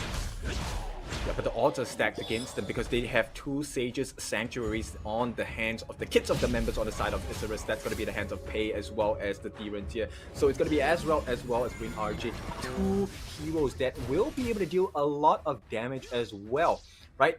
Third member responsible for damage will be at Mengeche. So we will see if this will be the difference maker. Will that second life prove to be the death of the side of Kage for game number 1? Yeah, that would be huge. Look at Wyra sticking around. Look at levels. Everybody 15 at this stage. I mean, yeah, we're close to 20 minutes into this one. So it's a matter of who blinks first. Kagendra, you see them on the map. We don't see ISG, and this is not a bug. This is more of, where are they? What is going on? We're trying to keep it in suspense, and that's, so to speak. But, you know, at this point, ISG, they're just kind of, you know, reclaim their own map back. And it looks like Wyra will walk into Capex. Right, and here we are. It's going to be the close to the 20-minute mark. The Tempest Dragon, first one of the day. It's going to be spawning really soon. And right now, Kage have a better position of it. Yeah, better position, but they need to worry about where the minions are, right? The bottom lane is pushing in favor of Kagendra, so it looks like they have 2 members. This is Menguche and WindRJ are going to have to deal with that. And now the rest of them, Mooster still on the run. They don't really have the catch, which is a little bit of a problem because Mooster on the Mayin is just so mobile. Yeah, Kapok Saber though does catch vision onto his respective counter movers here, and this positioning not ideal for the side of Isurus. It looks like Kage could get this ball rolling. Oh, Hans, he dives deep. He goes to the death at sunset, but he doesn't really connect. He doesn't do the damage. Does need to be careful. The tremor slam goes in, and Hans is going to be blown up. And that was a bit of a misplay by Hans going out of position. Now your team is in a bad spot. Kagendra need to figure out how to defend this, or maybe contest with only 4 members. As we're out looking for the opening as well, this could be the game decided here. Whoever gets the Tempest Dragon and survives the fight will be the winner of this game. Yeah, oh, Master is on the split push! Oh, they got it. Somebody needs to come back. They need to be careful. It looks like Wyra will go back, and now it's going to be 3 versus 4 around the Shadow Tyrant here. The Burst Ram, he's going to go for this one. The Mega Slam, the Unbridled Outburst is going to be used for Mover just to keep him alive. The Blazing Brilliance is burning him up, but Catbox is the one that actually goes back. That's going to be life number 1. The Resurrection, they do have him, and he's going to be immune, but no, Ezreal goes down. They're so low. Wyra continue to chase. He has the Invincible Warriors, and Catbox is down as well. Mooster now on the run, and Kagendra have found that opening. They've somehow held, and they're now up 2 heroes. They found this opening, and they want to push in the mid lane. Yep, they waited the whole game for this opportunity, and finally Ezreal is dead. They have the potential to take the Tempest Dragon if things don't work out, but it stands now. Kage, they see the light, they want to go forward as well. Gonna be slowly slowed down, but that might be the end of the game here. Yeah, they might be the end. I mean, the minions have been slowed down, if anything. The Death at Sunset on Menguche, he's just trying to force it out with a Meteor kill. He has the Blazing Brilliance, but it misses, and the base is open. Of course, the minions are now spawned. It's going to be difficult for them. Kagendra are trying to figure this one out. They had the one last catapult, and that one's going to go down, so they don't have the minions to deal with this. And now it looks like ISG have held, and they prolong the game a little bit longer. But do they go for the Shadow Tyrant here? Well, it's a mirror effect here because the super minions will be crashing down on top lane of Kage, as well as the super minions will be crashing down in the mid and the bot lane to the side of Isurus. Now it's all about the timing. Azrael here looking to work on the Tempest Dragon. Where's the rest of them? They're trying. Kapok Saber, he will be the one to try and slow them down. There's not enough time maybe. Oh, the Shadow Tyrant already so low. Who's going to take this one out? Who can get it? And it looks like Israel will take this one out. But now that they're on the run, the Death at Sunset, Menguche flashes over the wall. It looks like Movers is going to be the first to fall. They've gotten him killed. Hans is continuing to fight. Wyra does get Wind Arche. That's most of the damage. They've got the double kill from Wyra. He's continuing to fight, and now ISG on the run, pushing the lane as fast as possible, trying to just buy a little bit more time, seeing as they've got 2 members down, but with Movers, down as well for another 30 seconds. ISG, what do they do here? It's a critical time, right? So they need to clear the waves, they need to put the pressure on the Kage. At this point, if you take a look at the top lane itself, super minions, that's easy for them to deal with, or rather that's a little bit of difficulty, but the Tempest Dragons coming in with the disruption, they could open the doors to start and break down and make the base barren for the side of Kage. Now, Kage, this is a very tall order for them at this point. It's 130 seconds before the next Tempest Dragons. Kage will do well for themselves to make sure they don't leave any openings at this point. Yeah, no openings here, but it looks like Kagendra have done a good job of just pushing out the lanes, making sure that nothing is really pushing. Yes, the top lane is vulnerable, and they do need to deal with the next one in the top lane, but if we're looking at what ISG have done, they've kind of gotten what they've wanted. In the sense, they've slowed the game down, they're starting to regroup and to take a proper team fight with the with the hopes that Kagendra gets spread too thin. Yeah, but 0-0 needs to make sure that he doesn't get caught. Yes, he does have the Sage's Sanctuary, but at this point, the damage coming out from ISG might be too much. Yeah, might be too much here. It looks like the Oceaneer just slowing things down.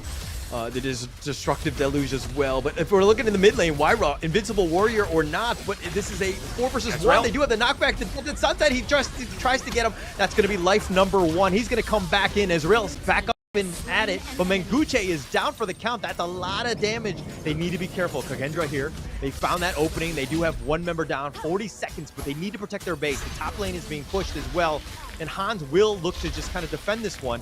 Senko is in the bottom lane, and this is the problem. Kagendra, yes, they are getting kills, but they need to deal and protect their own base. Yep, so far, I mean, it feels like Kage is the one with the more open base, even though there are 2 lanes of super minions marching down onto Isurus, and that speaks volumes about the damage that they're doing, right? So at this point, Kage, they need to watch out. They have so many things they need to do. They need to clear the waves, they need to make sure they don't overstep their boundaries and get picked off as a straggler as well. Okay, so it looks like we're going to happen 30 more seconds before the next Shadow Tyrant as well. So that's going to be another pretty big win. But Kagendra here finding ways that, yes, they're losing in the objective department, but they're finding kills and making it difficult for ISG to push. To think that we would see a 25-minute game in the second match of the day, of course, we knew it was going to be close, but we didn't think it was going to go to this distance, correct? Yep, I mean, at this point, I think the ideal understanding is that we would not have it any other way. Kage and ISG, their fates are on the line. This has to be the one. We have to have a long game. And this is the second Tempest Dragon of the game itself. Kage and ISG, their fates are on the line. Yeah, everything is at stake here. And it looks like ISG, like, you're sticking around Booster, you're probably wondering, like, what is he doing? Why is he just waiting in the, in the cave? He's just providing vision for when that, okay, Wyra finds him. Woofers goes after this one. It's a 1 versus 1 thus far. He has the knock up with his whatever, but he's going to be chased back, gets knocked back with the Ocean of Tears. And ISG now, are they going to actually go for this? I doubt so, because at this point it's really up to Master. He needs to make sure he finds more than one person with the whatever as well to get serious.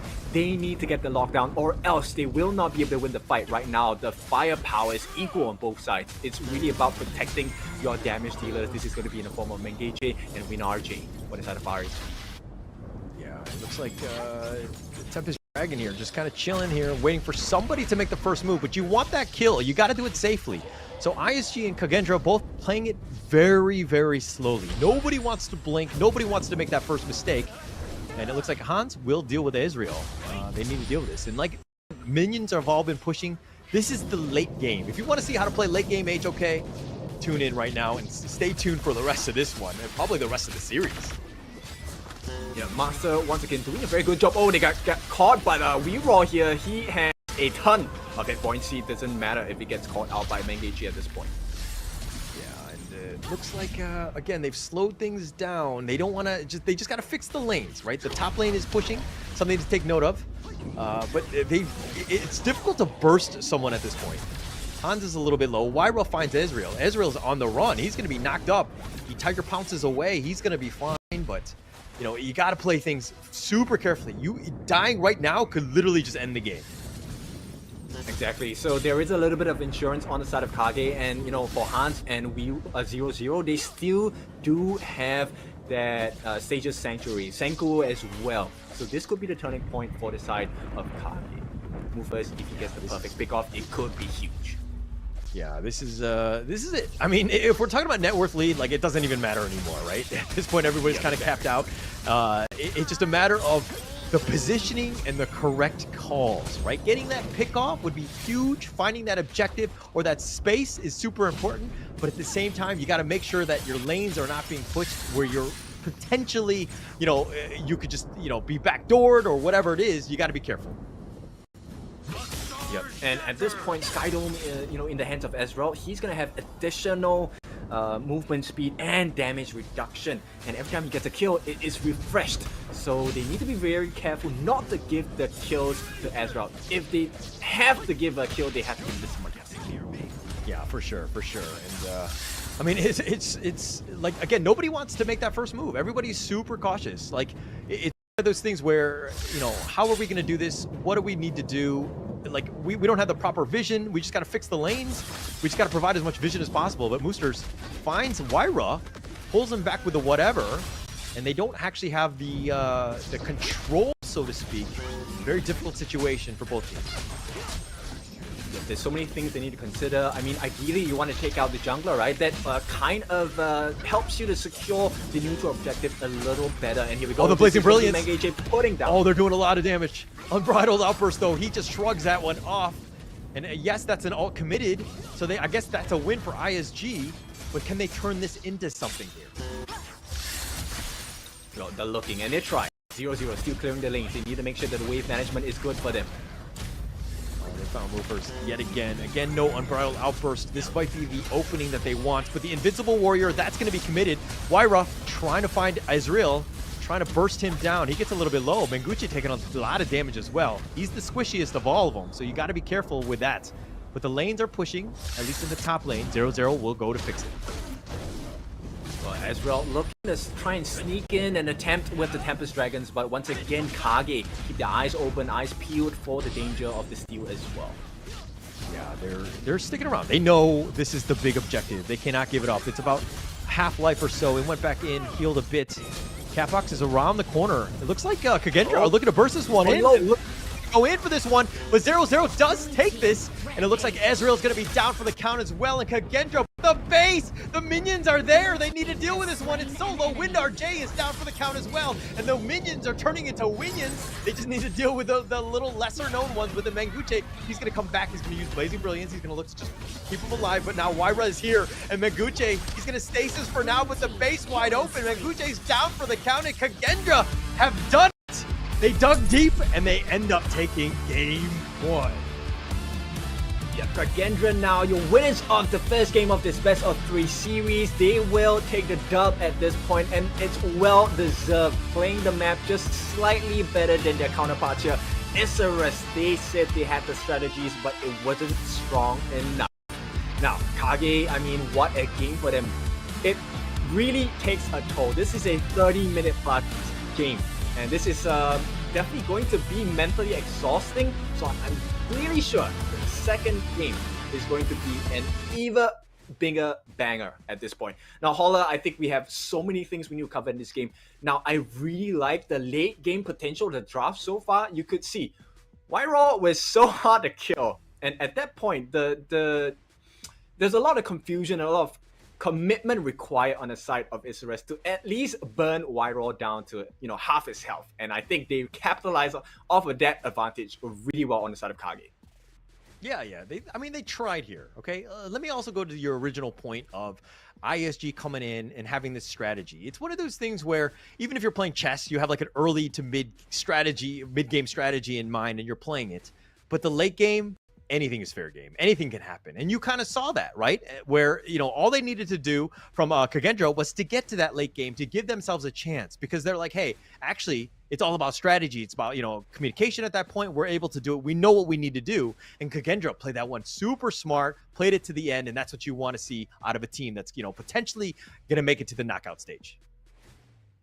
Exactly, the lane did so much work for the team there with the Death by Sunset, actually making sure he was always in the face of Menguche. And if I was the Angela, I'll be honest, I'll be pissed, because that was a hard game to play. Every single Blazing Brilliance was, made ineffective simply because the lane was constantly in the face. Yeah, completely thwarted. And this is the problem with the Angela, is that generally speaking, you want to be static. You don't want to be moving around. And the just constantly harassing you and just forcing it out is just very difficult. But look at this net worth lead. The net worth by 0-0, 23K. I mean, Wind RJ was 22, but nonetheless, it was 0-0 at 3-0 and 4. Flawless game, right? Like, you got to give him the MVP, right?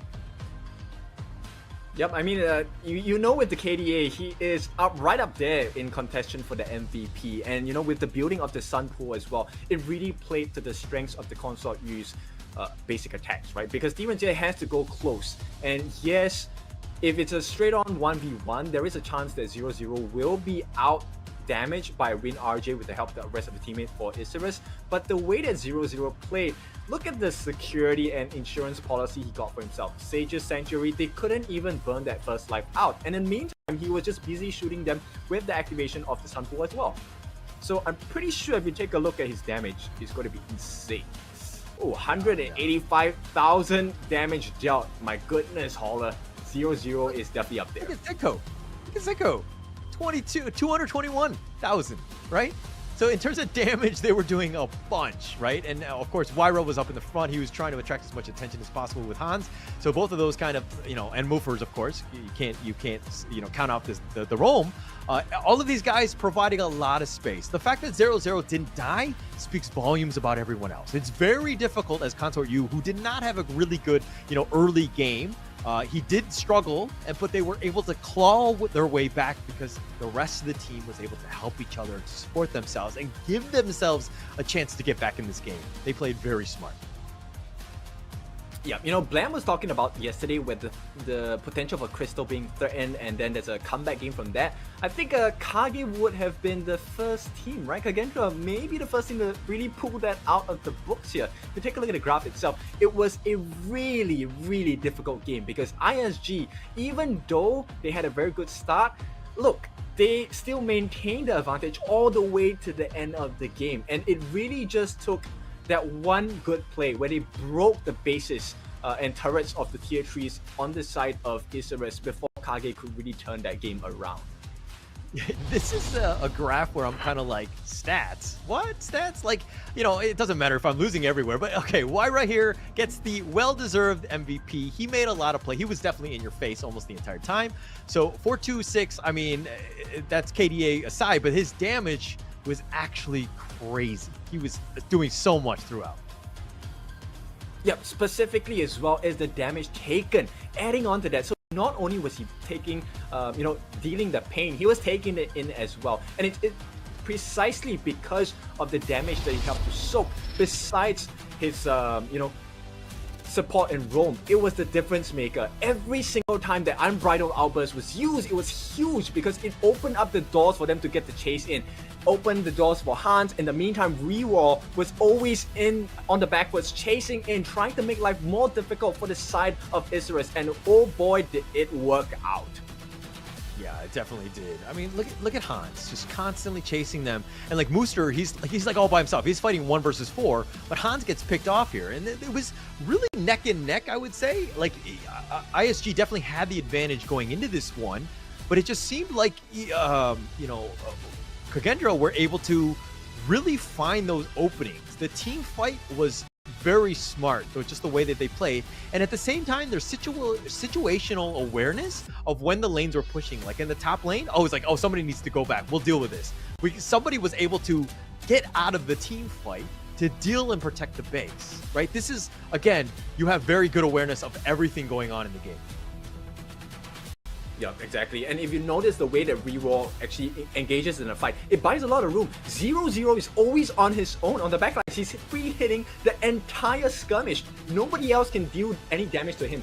And with that, look at the result of that. 2 lanes of super minions, and that is the base for the side of Kage to take the advantage here.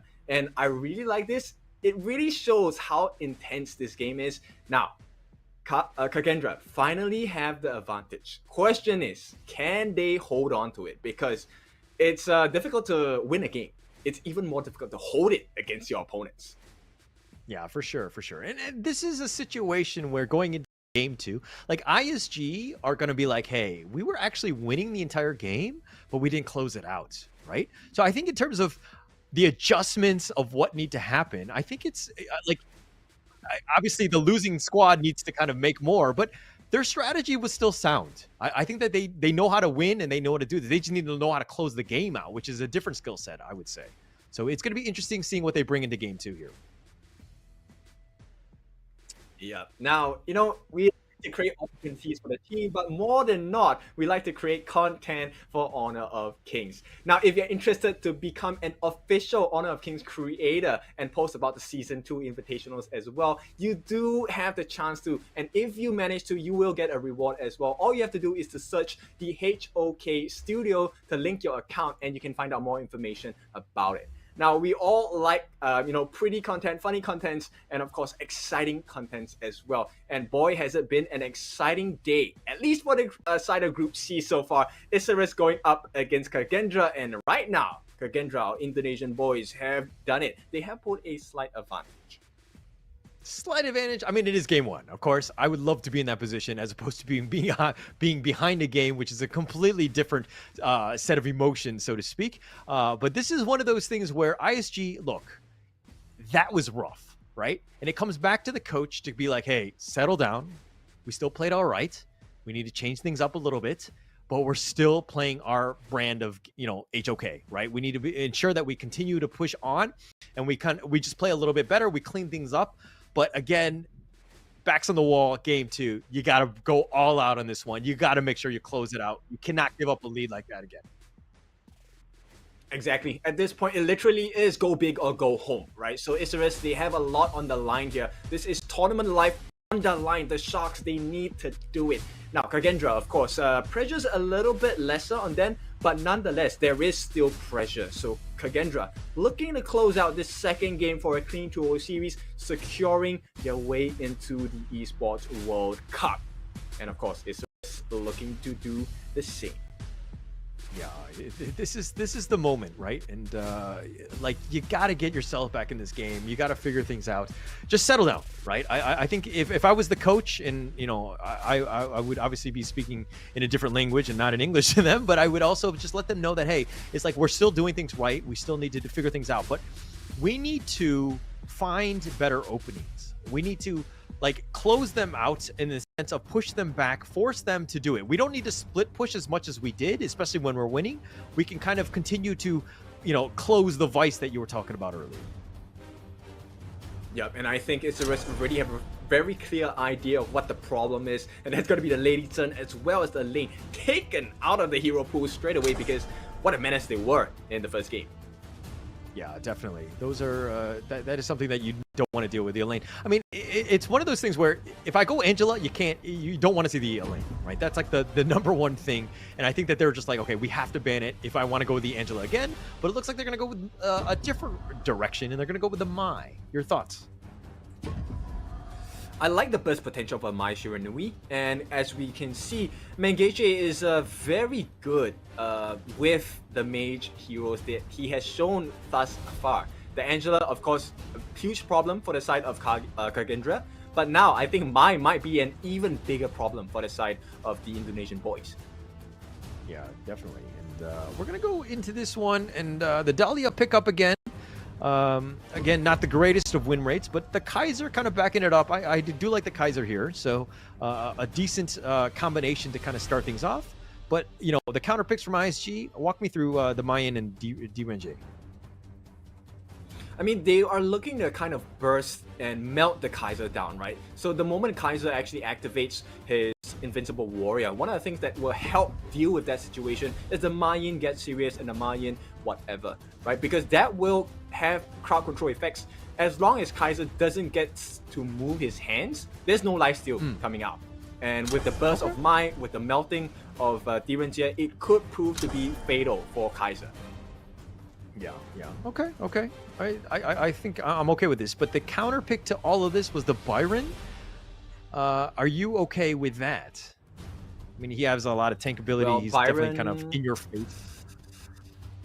Yeah, the thing is, if Byron gets his passive proc, which is the Fearless Chariot, then yes, the moment he procs his ultimate, right, the Force Field Suppression, he is going to be quite the troublemaker. And especially if he's going to be going with the Flash, when he gets into the backlines, you can expect that the Direnjie, Mr. Win RJ, will not live for long. Yeah, for sure. And that's the thing where I think ISG need to kind of have some sort of way to kind of protect the Renji a little bit. Just, you know, some sort of peel, some sort of way to kind of keep him in safe so that he can do his damage. He needs that space. And Kaiser, who's going to be running at you, and the Byron as well. So, you know, you got to be safe. But the Marco Polo pick, I'm kind of okay with that. Yep, exactly, because there's going to be a lot of room created by the Byron and Kaiser as well. And if you take a look at the bands, it makes a lot of sense, right? The fact that they've taken out Ming is because the synergy between Direnjie and Ming is extremely potent. At the same time, the Luna will have access into the backlines, probably catching out the Marco Polo and Dolia, which are easy kills for a Luna jungler, right? Now, on the flip side, if we're talking about Isurus, the ban on Gun and War as well as the Shangguang, very clear opportunity. Do not burst down my damage dealers. That's the whole story. Yeah. Keep them alive. And they're going to try to do that. But okay, ISG right here. I mean, they picked the Sunbin and the Musashi here. The Sunbin, obviously, just like it kind of helps in terms of keeping it alive. You have your time flux, the zoning with the time lapse. Just a little different than being something that's more like a tank peel type roamer. So I'm okay with this, but ISG, they kind of are wanting to go fast and furious and just kind of burst people out, correct? Yep, exactly. And the benefit of actually picking the Musashi is because of the duel to the death. Now, because when you're imperiled, you do not get healing stats. You do not get healed. And it is until the duration of the duel to the death ends do you get the heals once again, right? So this is a prime example of how to counter the Kaiser. Now, the only question is, can he reach Kaiser? Because with the way the draft works, I think Kagendra is going to have a very clear idea of, let's pick our fights very carefully. Yeah, it's going to be super important. And this is, of course, the second match, Game 2. So much at stake. ISG, they need to win to keep their tournament hopes alive. If they lose this, they are out. So again, there's just too much pressure here. But Kagendra have a chance to just make history, get themselves in that top 8, get them a chair, an opportunity into the EWC. So much at stake. Yeah, so at this point, ISG, they're trailing by 1 game. They need to even this out. It is go big or go home. Kage, on the other hand, they have a little bit of an insurance policy. They have a 1 game advantage. Of course, at this point, Holler, I think they're looking to close this series out. What do you think? You know, I don't know what to say, because I always look at teams that, like the last game where ISG pretty much they were winning, right? I don't think that we discount that amount of effort and work that they did. It's one of those things where they know what to do. It's just a matter of the small mistakes that really cost them in the end, where they can do better. So I feel like ISG, if there's going to be any team that can take this game and this series to the distance, it's going to be ISG. I think they can do it. I'm expecting them to really bounce back in this game. Yep, it's important. What a nice steal there on the River Sprite as well, and this is going to help him get a little bit more experience for this side of Han. Yes, definitely so. And okay, Senku looks like the Angela pick here. Just gonna do a little bit of took a decent amount of damage from Menguche, that is. But he's gonna just shrug that one off. 0-0 by himself. Capox doing a little bit of babysitting here, making sure that nothing really kind of sticks to him. But Menguche already forced out and to use the healing dew.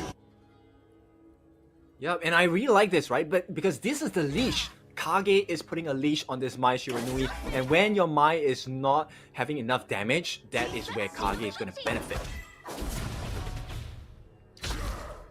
ISG rotating. They've committed 3 members to the top lane.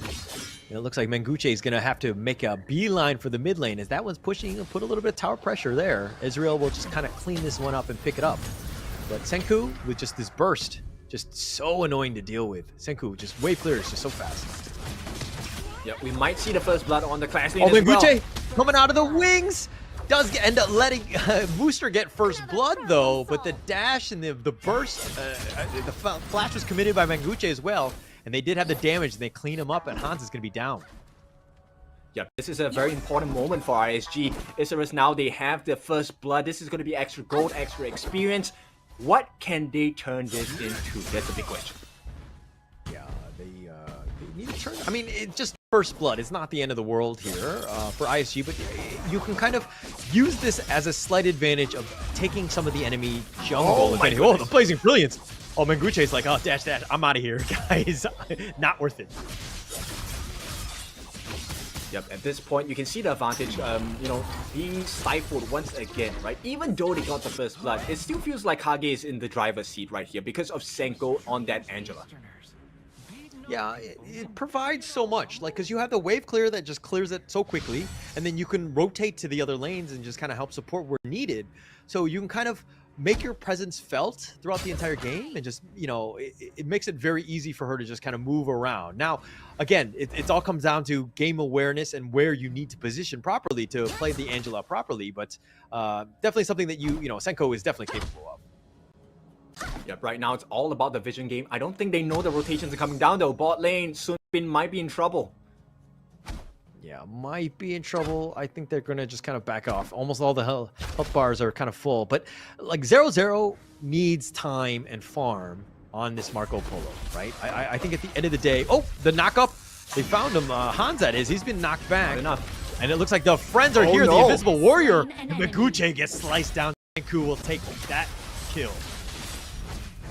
Yep, so at this point, a slight mistake there. They do make the counter play, and this is a huge effort for the side of Kage. This could spell the change and shift in momentum for Kagendra here. It's an opening that they have, and now 0-0. Okay, are they going to go for the Tyrant here? That would be a lot more damage for the Marco Polo, but the Blazing Brilliance, oh, just doing a lot of work, and Israel has to back off. Yep, Muffa is doing a very good job in the hold as well. This is buying time for the side of Kage, and I think this is a position that they enjoy at this point. They are going to be evening out the gold advantage at this point. 11 to 12k, it's a slight few hundred gold. It's neck and neck. It's 50-50. I wouldn't say too much about it. It's more about who takes this one. Ezreal will secure the Tyrant here, and making sure that you do take that away from Kagendra, which is a bit of a win for them. ISG now need to kind of turn this into more. You have that damage boost, which is going to be great, but what else can you do? Yeah, I think it's really about the wave management at this point, which is why, you know, we mentioned so much about Senko. I think Senko is going to be the winning condition here for the side of Kage, at least in the first few minutes of the game, because the faster wave clear and the rotations will matter that much. Oh, we're trying to be cheeky. He's going to use the Invincible Warrior, wants the Crimson Golem. I don't think I'm not sure if he got it in the end. Israel? Looks like he did, but Wyra, excuse me, still up in the front line. He's been time bombed. He's going to just kind of explode there, and it looks like he's going to be scurried off. ISG defend their enemy or their own jungle.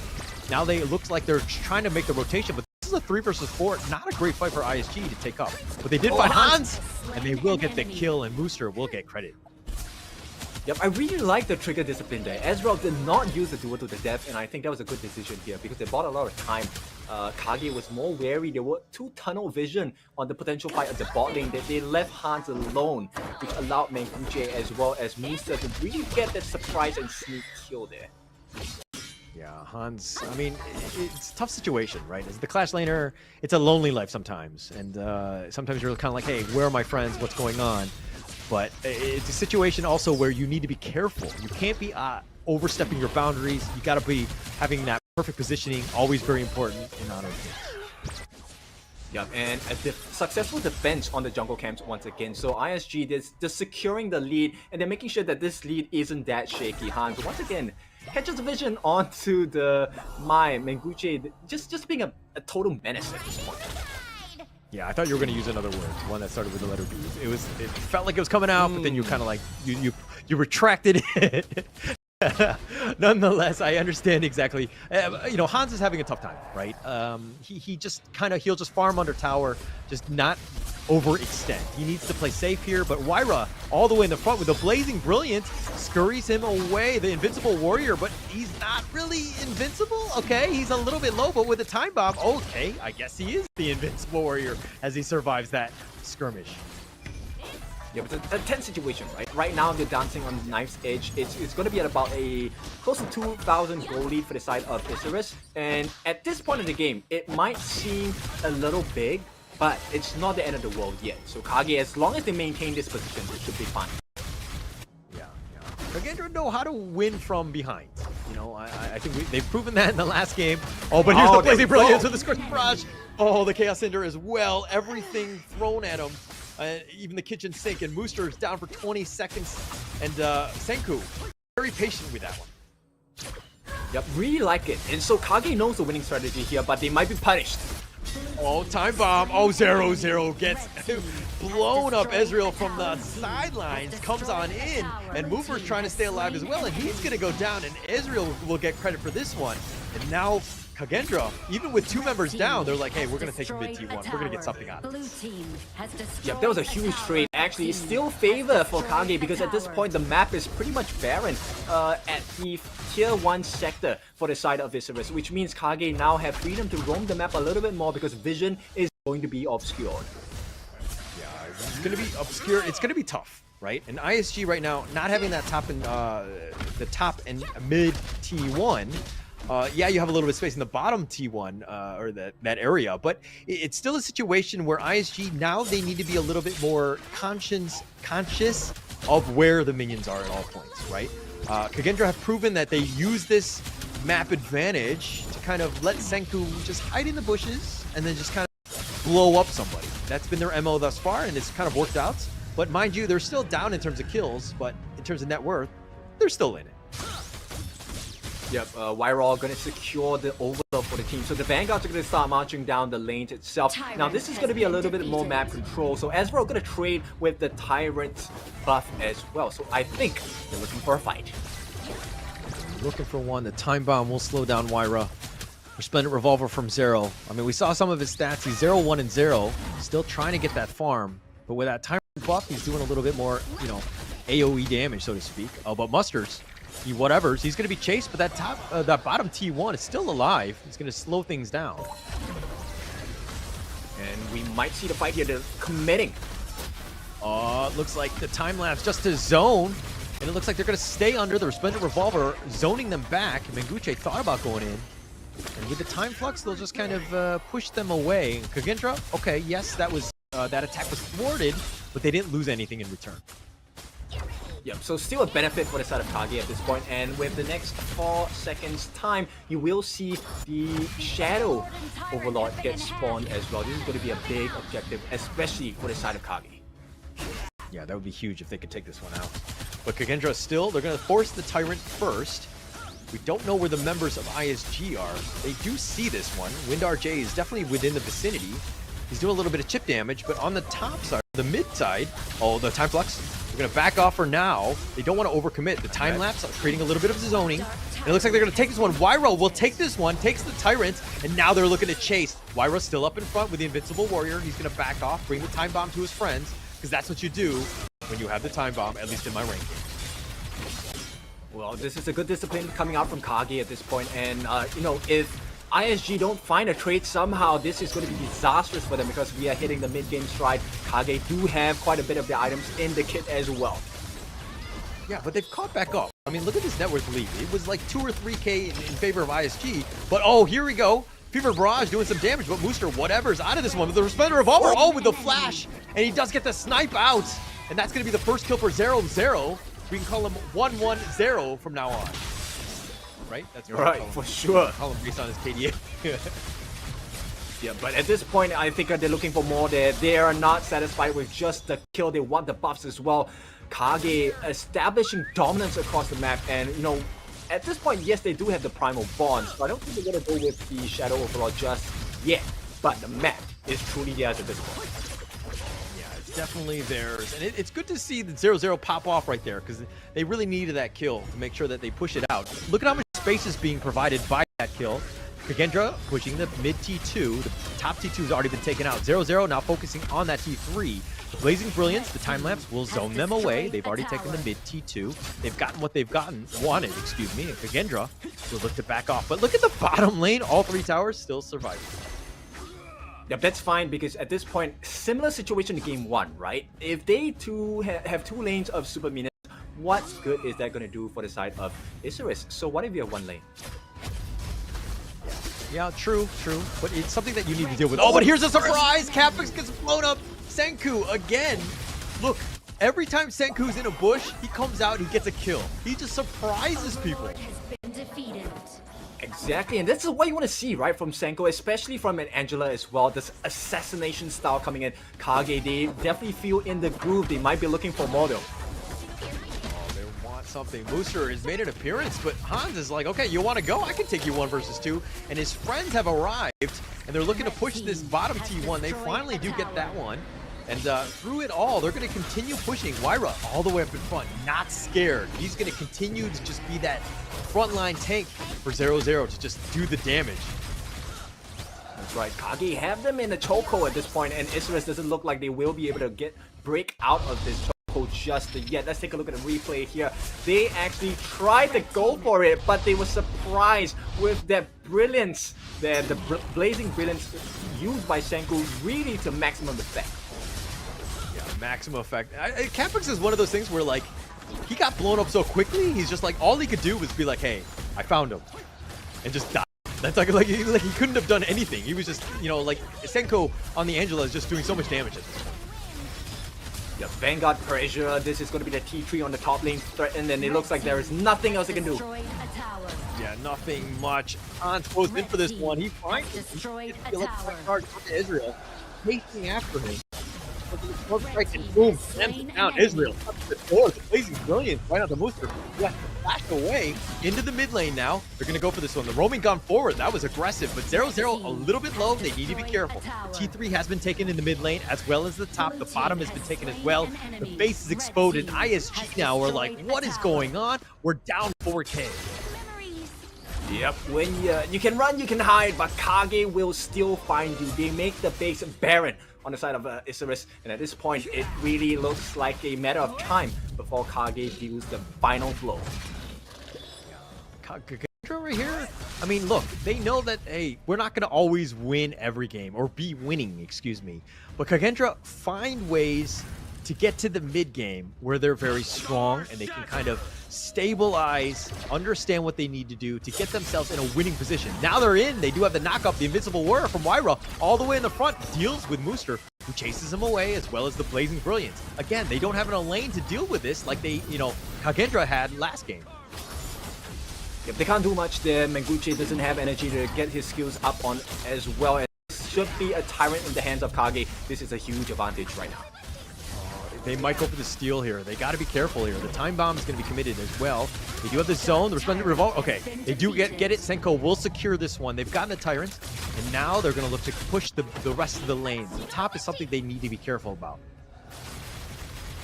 And we are all looking for that entry point as they're struggling to keep up. Can they close the game, Kage? Yeah, they have the minions. The super minions are here. They're going to be pushing. This is going to be tough. Booster thought about going in. He's been chased away with the Resplendent Revolver, but Wyra with the Invincible Warrior still up in front. Him and Hans have been this tag team duo that nobody wants to deal with. And it looks like, okay, they're going to have to back off now, and Kagendra will wait for the next minion. Yep, teaching us life lessons here. Patience is a virtue here. We don't have to over-rush this. Kage, they know what's at stake. They are looking for that closing point of the game. And as you can see, they're struggling to keep up. But they're still in this. The game is not over until it's over. Yeah, definitely not over yet. I mean, they'll play. This is everything is at stake. Mooster's been killed, and they've got him, I believe, in the bottom lane. And Kagendra have found that opening. This is 5 versus 4. They're going to continue to push. They just need to wait for the next minions. They'll deal with them as quickly as possible. They're all at the river right now, so they do have a little bit of breathing room. ISG right now, 25 seconds before Muster is back up. So they need to figure out how to slow this down and stem the bleeding at this stage. This will be the final play. Invincible Warrior. They found him, and Meguje just gets blown up, and the base is going to be focused. And Kagendra will just end the game. They take game 2, and they move on to the knockouts. Indonesian pride, Kagendra make it work for themselves. Congratulations, they will make it into the Esports World Cup over in Saudi Arabia. Riyadh, the kingdom. Look at the happiness of the team there. And this is what we want to see. This is what happens when you come to the Honor of Kings Invitational Season 2. Now, this is a clean match, 2-0. ISG, I mean, Isurus, they played their best, they gave it their best shot, but it just wasn't enough. Just not enough. And unfortunately, you know, you see the amazing things when people win, but also you see the sadness that is when you lose. And unfortunately, ISG, today was not their day. They're going to go home. They're going to think about what happened here, hopefully come back even stronger. This is a team that I see a lot of potential in. They have a chance, but, you know, unfortunately for them, their road is over. You guys are back here on the live stage with me, Choo Choo. Alongside with me is going to be coming out Kagendra of Indonesia. Just won their series. Give it up to Kagendra, guys. Now I'm gonna direct my first question to Senko, the captain himself. I need to, yeah, Senko. Yeah. Okay, thank you so much. You can speak Bahasa. It's okay, I will translate for you, brother. Senko, as the captain yourself, right? He's also the mid laner for Kagendra here. Now we saw the difference between the first match and the second match. It's so different when it comes to the tempo. You drag so long in game number 1. What happened in game number 1? What was the biggest reason for the drag? Nah, kalau dilihatinnya pada game pertama kamu sama game kedua lebih pede kalau dari segi gameplay kamu. Tapi game 1 salahnya di mana? Kenapa di bagian kalian begitu sulit untuk menghabiskan gamenya? Mungkin untuk di game 1 karena game pertama ya, jadi kita kagak kayak main aman, kita respect sama musuh, jadi kita lebih banyak bermain aman, jadi itu membuat diri kita agak sedikit takut, jadinya mungkin gamenya agak pasif ya. Dan untuk di game 2 kita udah pede karena kita menang game pertama, jadi kita bisa membawa gamenya jauh and lebih cepat. So basically, when it comes to the first game, they were not that confident. They don't know the back end of Isurus, and they have to study their gameplay first. So they were trying to read out their momentum, their strategy, how they approach the fight, and try to build up the momentum in their second game. Hence, they're giving a bit too much respect to Isurus in the first game. Jadi soalan kedua, di mana kalian ngerasa kalau di game kedua kalau ada silapnya bisa dibaiki atau dibaik pulihnya di mana? Termasuk juga game pertama untuk kalian sekarang. Kalau game kedua, hal yang kita perbaiki mungkin dari kesabaran untuk bisa menyelesaikan gamenya, karena kita ada beberapa momen maupun di game 1, game 2 kita terburu-buru pengen end, pada akhirnya nggak bisa, jadi itu bisa membuat kita gamenya jadi lebih lama lagi. Mungkin pelajaran kita agar bisa disiplin pas pengen end gamenya. Siapa biasanya terburu-buru? Kamu sendiri atau yang lain? Mungkin karena komunikasi satu tim ya, jadi terbawa suasana turnamen. So for the second question, I asked if you can actually fix things for the second game and the first game, what would they try to fix to make it better and a cleaner ending for the side of Kagendra? So basically, they were a bit too hasty when it comes to trying to finish the game as soon as possible. So they're quite worried, and due to the hastiness coming up from their end, they try to finish too fast. They tend to make more mistakes in there, and now they learn it, so maybe they try to communicate even better for the next couple of series. Jadi kalau kalian ya, dikatakan specialty kalian ya, khusus kalian sepertinya di late game. Kalau terutamanya kalau kalian harus menentang tim seperti LGD yang dimana early game sama mid gamenya begitu hebat.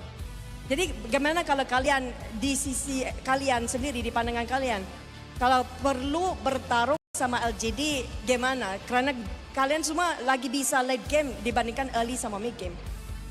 Mungkin kita lebih berbanyak latihan di scrim mungkin ya untuk bisa menangin early-nya.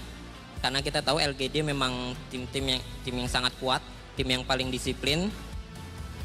Terlebih lagi ya player-player mereka skill individunya jago-jago. Jadi mungkin agak susah, cuma kita pasti akan mencoba hal yang terbaik dari kita sendiri. Inshallah. So basically, what I actually asked them, if they have to fight against LGD, how would they respond to that? Because the specialty of Kagendra right now is more towards late game phase, which we saw a bit of a dragging ending there. But if you compare with LGD, they are specializing in early to mid game phase. They're actually pretty much in pretty fast when it comes to ending their games. So what they mentioned was they need to have more scrims and have to try to evaluate themselves more, because on the side of LGD players, they individually themselves are super strong when it comes to their fundamentals. Now, last but not least, coming up from your end, do you have any words for your supporters out there? Untuk supporter kalian, ada kata-kata yang mau dikatakan? Oke, untuk semua yang pendukung kita, maupun yang di sini, maupun yang di rumah, yang ada di Indonesia, yang di Malaysia, sama juga yang sudah datang sini spesialnya ya. Terima kasih banyak atas supportnya karena sudah datang sini, dan juga untuk semua teman-teman di rumah, Balagendra, terima kasih sudah support kita. Kita bakal terus berjuang untuk bisa menjadi yang terbaik. I don't think that's need translation. Keep on dokong Indonesia and wrap it up. It's gonna be the side of Indonesia Kagendra, and that's it for the interview. Now we're gonna toss it back to the Gustos. Thank you, Choo Choo, for that wonderful, interview right there. That's just amazing. Just being able to be able to talk to them and understand what's going on in terms of just seeing what they want to do next, right? I think that